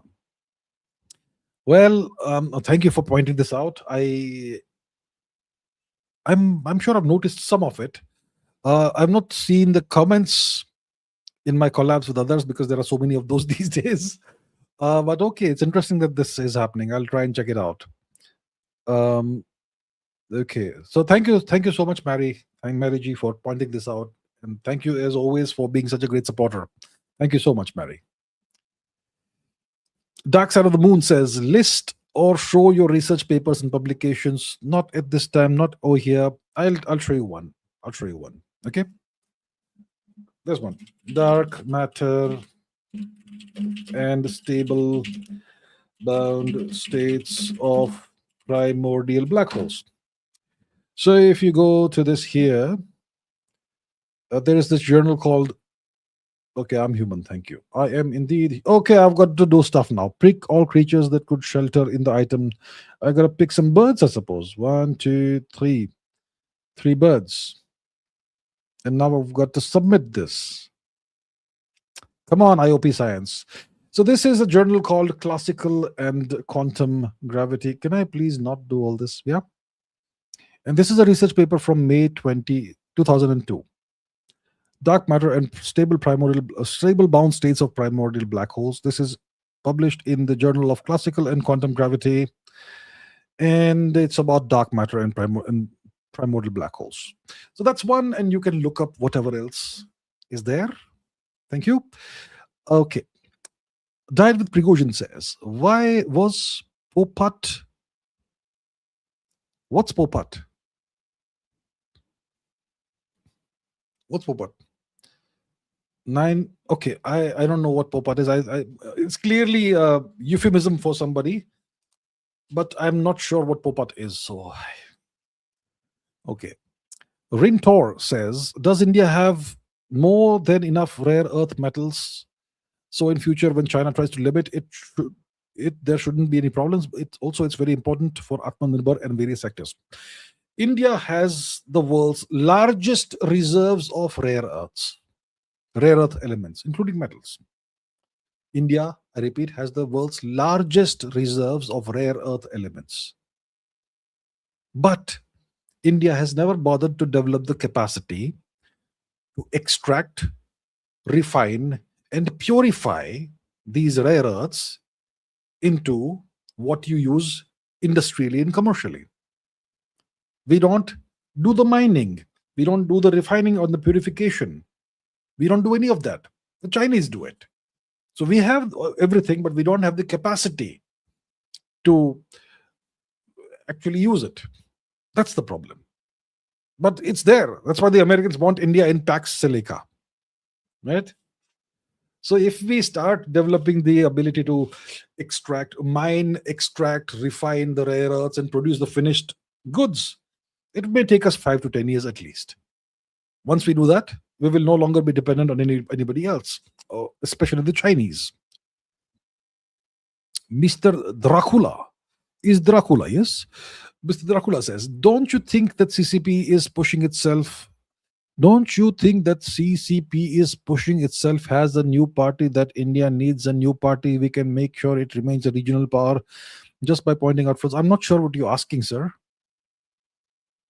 Chinese Communist Party is pushing itself as a new party, that India needs a new party so it can make sure it remains a regional power just by pointing out flaws. I'm not really sure what you're asking, sir. I'm really sorry. I'm not able to understand what you are trying to ask. I'm not sure. I'm very sorry. Aries Manticore says, the elites ruling the West are absolute Fabian socialists. The words spoken by the leaders in the past are extremely disgusting. It's a blight upon this world and creates people like Epstein. I'm not sure about Fabian socialism. The elites who rule the West are capitalists. They are accelerationists. They are not Fabian socialists. Fabian socialism was all about making change very slowly, very gradual change, the Nehruvian rate of growth. That was Fabian socialism in action. So the elites ruling the West are capitalists. They are accelerationists. They want things to go faster. They want change to happen faster. They want control over the world. The words spoken by the leaders in the past are extremely disgusting. I suppose they could be. And it creates people like Epstein, very sad and pretty ghastly that something like this happens. But we have it. It's all over the place. They were all involved in this. And look, Epstein is dead, allegedly. Apparently, his Fortnite account is still active. So that's interesting. But okay, let's say he's dead. Do you think there's no other Epstein out there in the world? Hard to imagine that. So, the Chimplok guy says, your thoughts on Make in India? Was it successful? Was it failure? Yeah, the data is confusing from FDI and other sources. I think it's not a failure, but it's not a success either. It's somewhere in between. Make in India hasn't succeeded to the extent that we would have wanted it to succeed. I mean, what does India manufacture and produce for the world right now? Not a lot, right? But there are some positive stories and positive outcomes that have emerged from Make in India. For example, much of the success that we saw in Operation Sindoor was because of Atmanirbharta, because of made in India military equipment, right? I mean, today we can say with confidence that we have the world's best battle-tested air defense system, indigenous. So there are successes in certain sectors, but it's not successful to the extent that we would have wanted it to be over the past 1 decade, right? More than 1 decade. We haven't become a major manufacturing power. That is definitely not successful. So we are somewhere in between. I think there is still a lot of potential in Make in India, but it's not a failure as such. It's neither a success. Somewhere in between.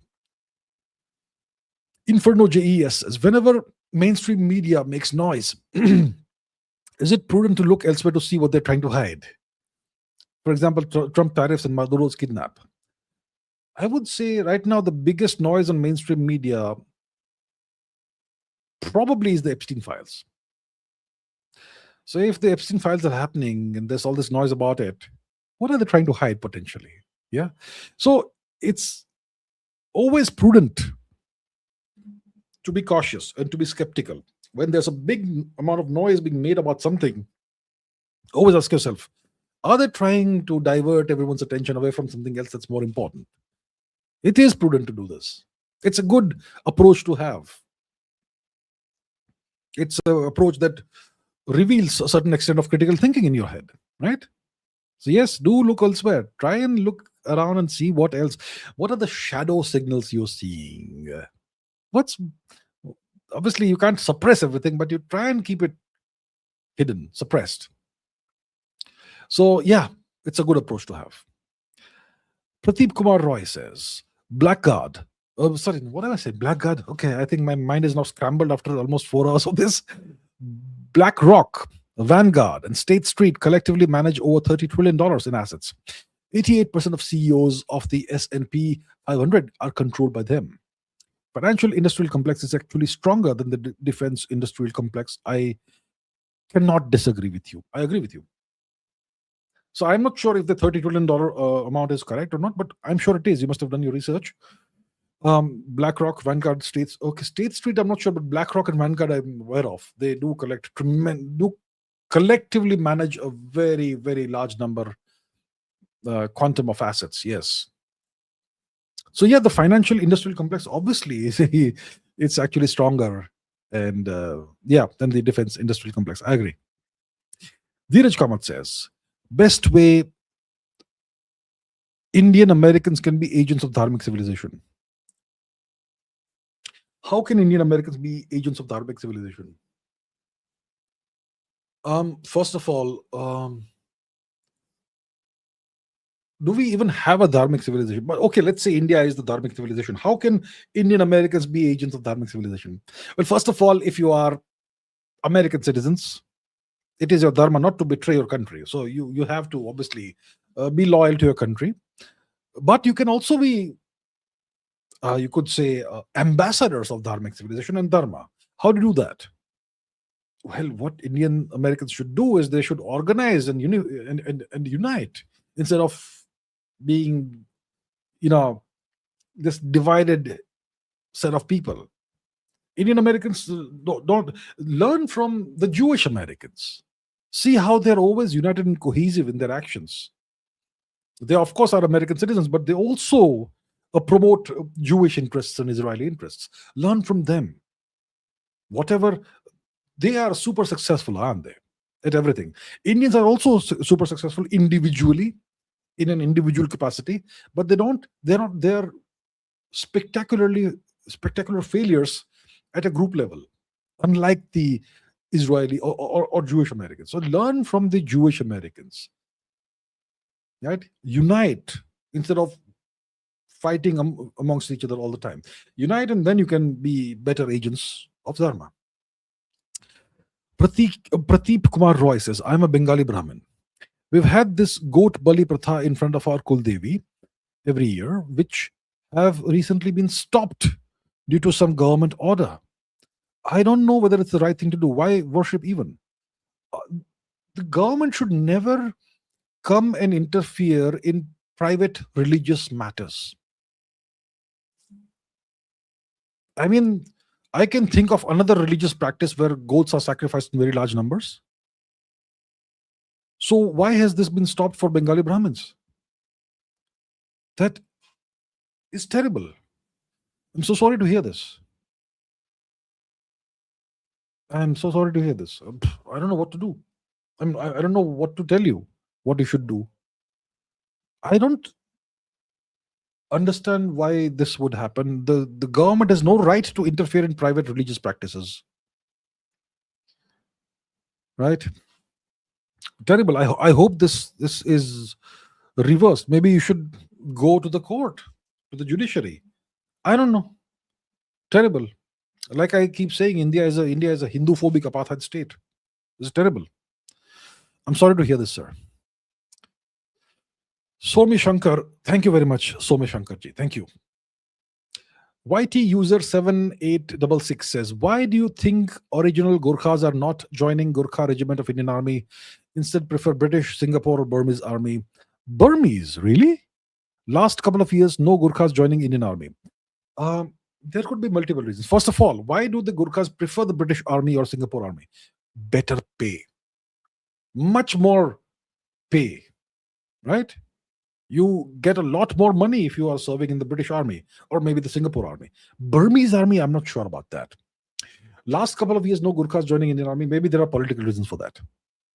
The Nepalese politicians are all pro-China and anti-India, most of them at least. The majority of them. So maybe there's a political reason for that, for Gurkhas not joining the Indian Army now, the last couple of years. Does it have something to do with the Agniveer scheme? I'm not sure about that, but definitely political reasons.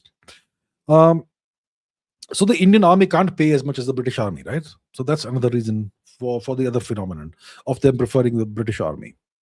But then you're serving the original oppressors, aren't you? But it is what it is. People have to make their own decisions based on personal needs and requirements. So I think that's the situation.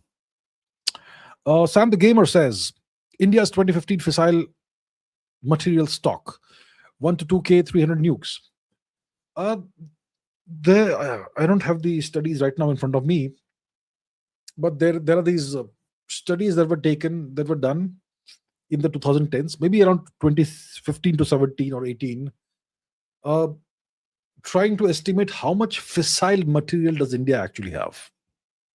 And if you tally that up together based on, reasonably accurate estimates, then it was found that India has sufficient fissile material for at least 2,000 nuclear warheads. At least 2,000. And it includes fissile material that's used in nuclear reactors and whatnot. But India has enough fissile material for at least 2,000 nuclear warheads. So, yeah. How many do we have actually? I, I, I couldn't possibly guess. I don't know. Okay. Humanity Survives says, I enjoy working out when you're live. Well, do enjoy your workouts. I'm glad that I contribute to your enjoyment of your workouts. Working out is fantastic. It's essential for a healthy life. So I'm glad. I'm glad to be of service. Do keep on doing your workouts. Enjoy them. Thank you. Slendies says, how is demographic change occurring? How can we counter? How are they able to behave so organized and like a hive mind? How can Hindus do it too? Look, I'll not go into the religious matters here. How is demographic change happening? One way of this is through illegal immigration. We apparently have very open and porous borders between India and Bangladesh, East Pakistan. And Bangladeshis have been pouring into India for decades. And the government of India has somehow failed to stop this. So in the year 2016, Shri Kiren Rijiju ji had said in parliament that there are probably around 2 crore Bangladeshis in India in 2016, 20 million. Today is 2026. It's been a decade. How many do we have today? That's the question. Definitely way more than 20 million now. So that's one way of doing demographic change, by pushing in Bangladeshis in tremendous numbers into India. And they will not just come and sit in India, they'll multiply. They will have children born here in large numbers. What about the Rohingyas? You have Rohingyas all over India. In Jammu, you have Rohingya settlements in Jammu. Then apparently during the Operation Sindoor, India discovered tens of thousands of Pakistanis who had been living in India for decades. Then you have the Manipur disaster, which is unfolding in front of our eyes right now. Cookie land for Christ. Lakhs apparently of cookies, Burmese people who have crossed over into India and who are squatting on Manipur territory. This is how demographic change happens. This is one way of demographic change happening. Another way is through industrial scale demographic re-engineering through religious conversions. That's happening in various states of India. Well, how can we counter? The government should end these practices. The government should detect and deport all the illegal infiltrators, whether they're Bangladeshis, Rohingyas, Pakistanis, cookies, whatever. Everyone who has come into India illegally should be deported. Second, stop these industrial scale religious conversions. I have no issue with someone deciding on his or her own that they want to worship a certain god or convert to a certain religion. It's a private matter. It's a personal choice. I will never oppose any individual's choice to convert to whatever religion. You want to convert to religion X or Y or Z, that's entirely your choice, but it has to come from inside you. It should not be shoved upon you top down the way these industrial scale conversions are happening. That is demographic re-engineering. That's not personal choice. So the government should do something about this. Why is the government allowing this to happen?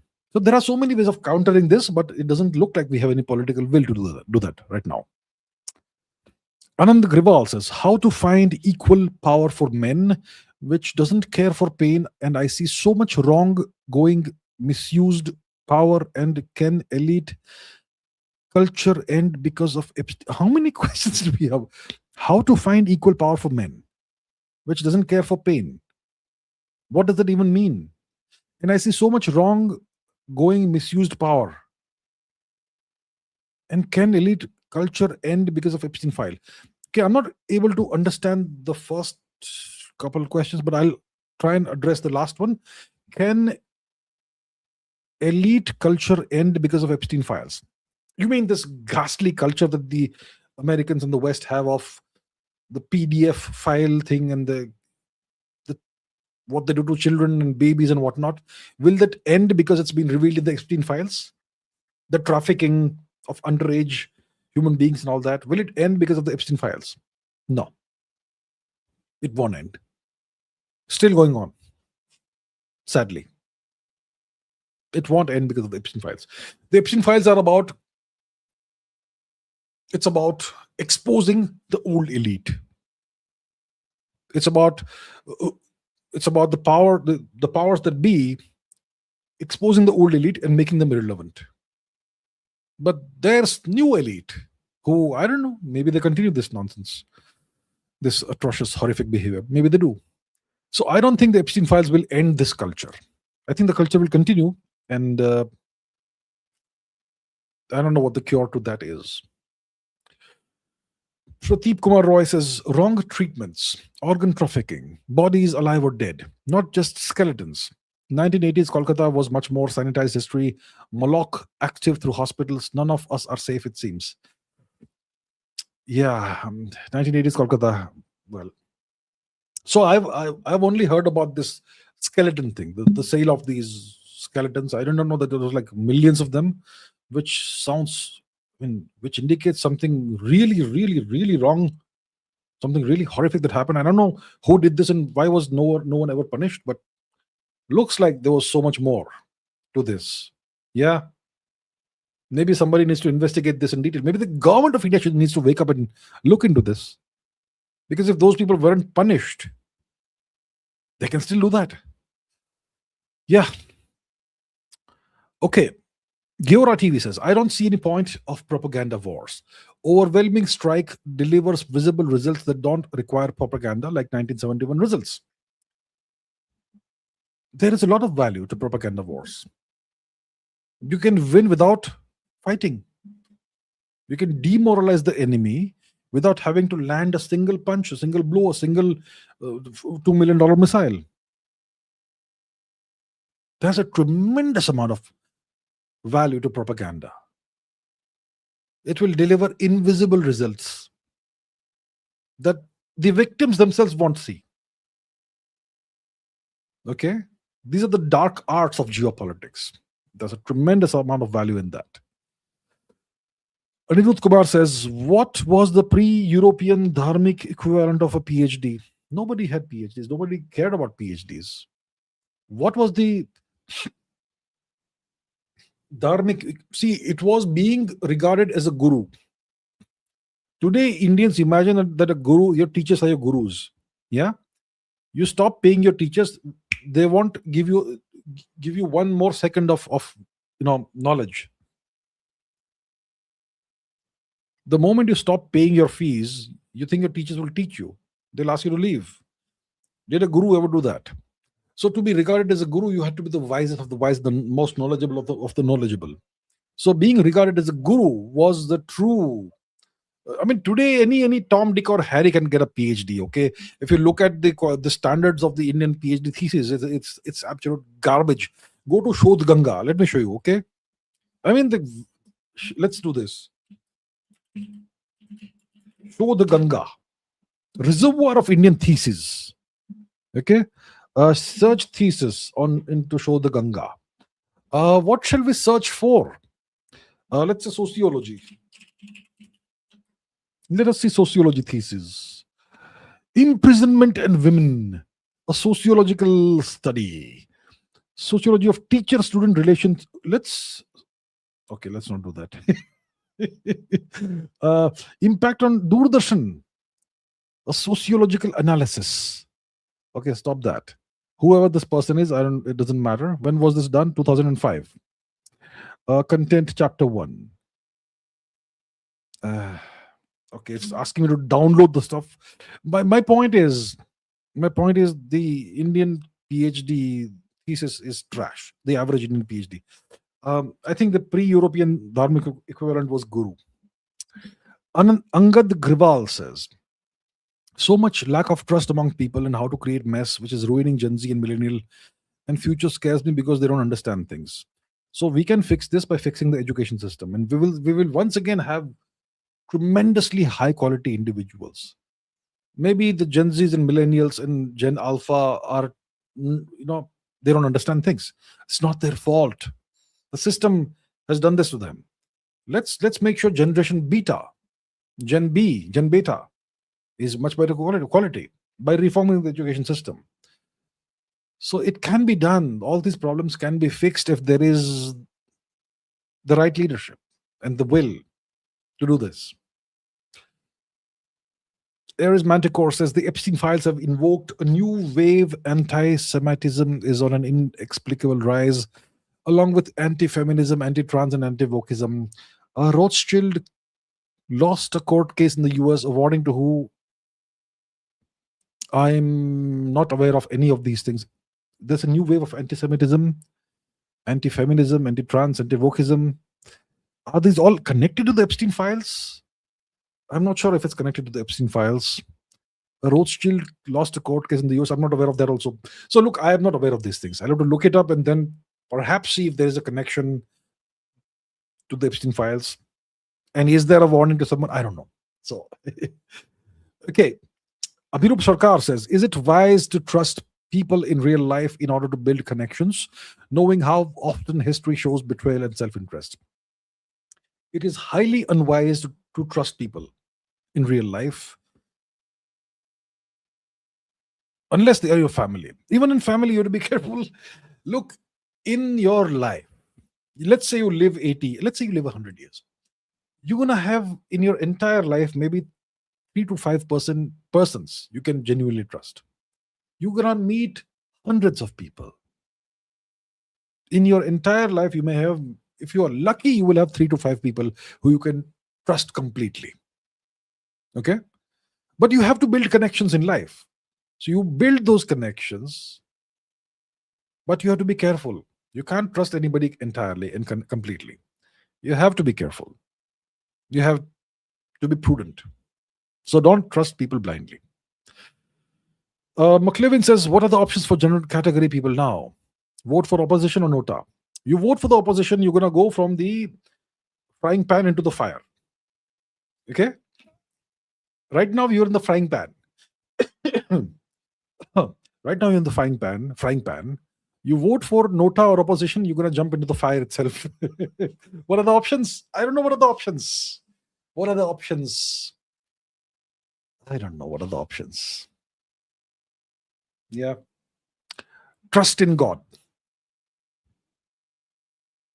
And vote for the leader, I suppose. I don't know. YT user says, should India adopt Chinese way of reverse engineering? Give me a second. Okay. Should India adopt the Chinese way of reverse engineering and stealing technology from the West to fast track advancement instead of reinventing the wheel? Indians working abroad don't have nationalistic goals. Should India reverse engineer things? India should reverse engineer everything possible. Everyone does it. Even the West has done that. Even the West has stolen technology and knowledge and whatnot. They constantly steal Indian ancient knowledge and claim that it's all their invention. There's nothing ethical about what they do.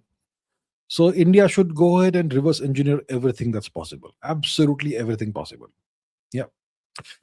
Ares Manticore says, Sirinor is an Indian startup to build electric battery-based jet engines. Electric battery-based jet engines. It's usually under the radar, but it has done incredible work. Unfortunately, the Brits have bought the company. Another missed opportunity, is it? Sirinor. Let's see what is Sirinor. Sustainable aviation. True zero emission jet turbines.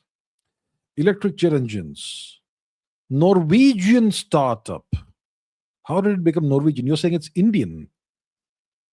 Sirinor Technology Private Manufacturing Machine. It looks like there are two different companies. One is the Sirinor Indian thing, and the Sirinor Technologies Rise of Aero Valuation. Okay, I'll have to look into this. I'll not do the research right now, but looks like it's what you're saying is probably true. Yeah, I'll look into it. Thank you. Okay. Anshul says, Yadav's surname has ancient roots. If the Yadavs were a warrior clan, how did strong vegetarian traditions emerge later? I am not aware of the history of the Yadav clan. I haven't studied it. So I don't know when did these vegetarian traditions emerge. Are all Yadavs vegetarian? Has the Yadav clan had this long-standing tradition of vegetarianism? Clearly, they were warriors initially back in the days of Sri Krishna. So I don't know when what happened. So can't really say. OCI holder says, game theory says choose EU passport. Heart says India. I'll give you a solution. choose the EU passport, have an OCI card, work in the EU, amass money, amass experience, amass skills, become a person of substance, become a billionaire, then you can invest in India. Yeah? You see? It works both ways. It's a win-win situation then. But the condition is that you have to become either a millionaire, multimillionaire, or billionaire. So make it happen, sir. Make it happen. Ankita Kachap says, I hope we get the opportunity to read your published book or books in 2026. I shall make it happen. Thank you so much, Madam Ankita Ji, for reminding me of this. I need these reminders so that I don't get complacent. Thank you so much, ma'am, for the reminder.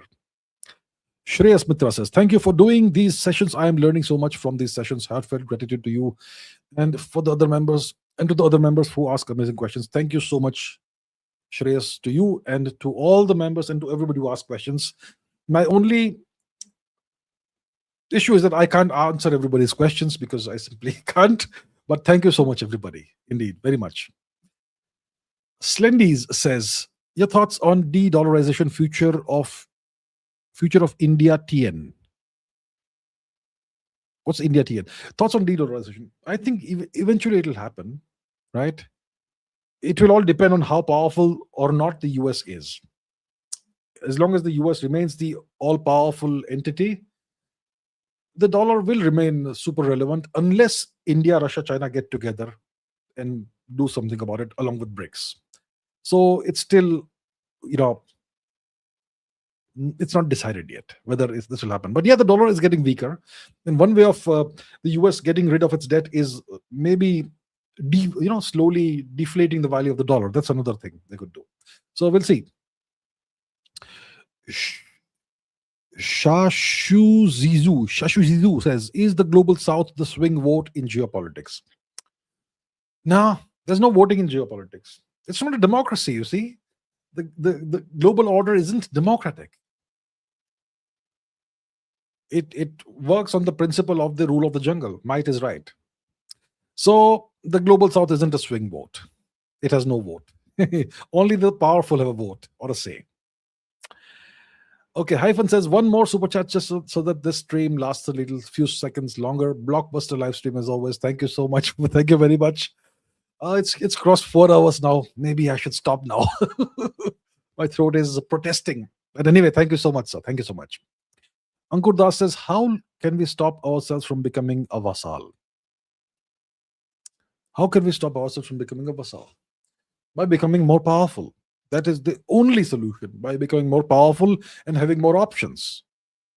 So one of the options we need to have is our own sources of oil and gas.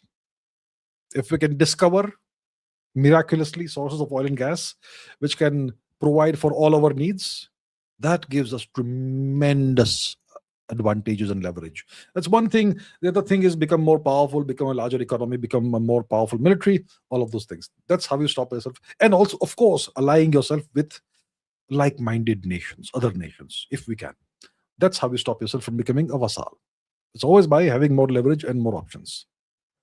And that brings me finally to the end of this live stream. All right, I shall end it over here. Thank you so much, everybody, for all the questions. It's been a very long one today, more than 4 hours, but it's a privilege to be able to do this with you all. So thank you so much, everyone. And I'll see you in next week's live streams. Until then, take care, keep asking questions, keep learning, and keep raising your standards. I'll see you next week. Bye-bye.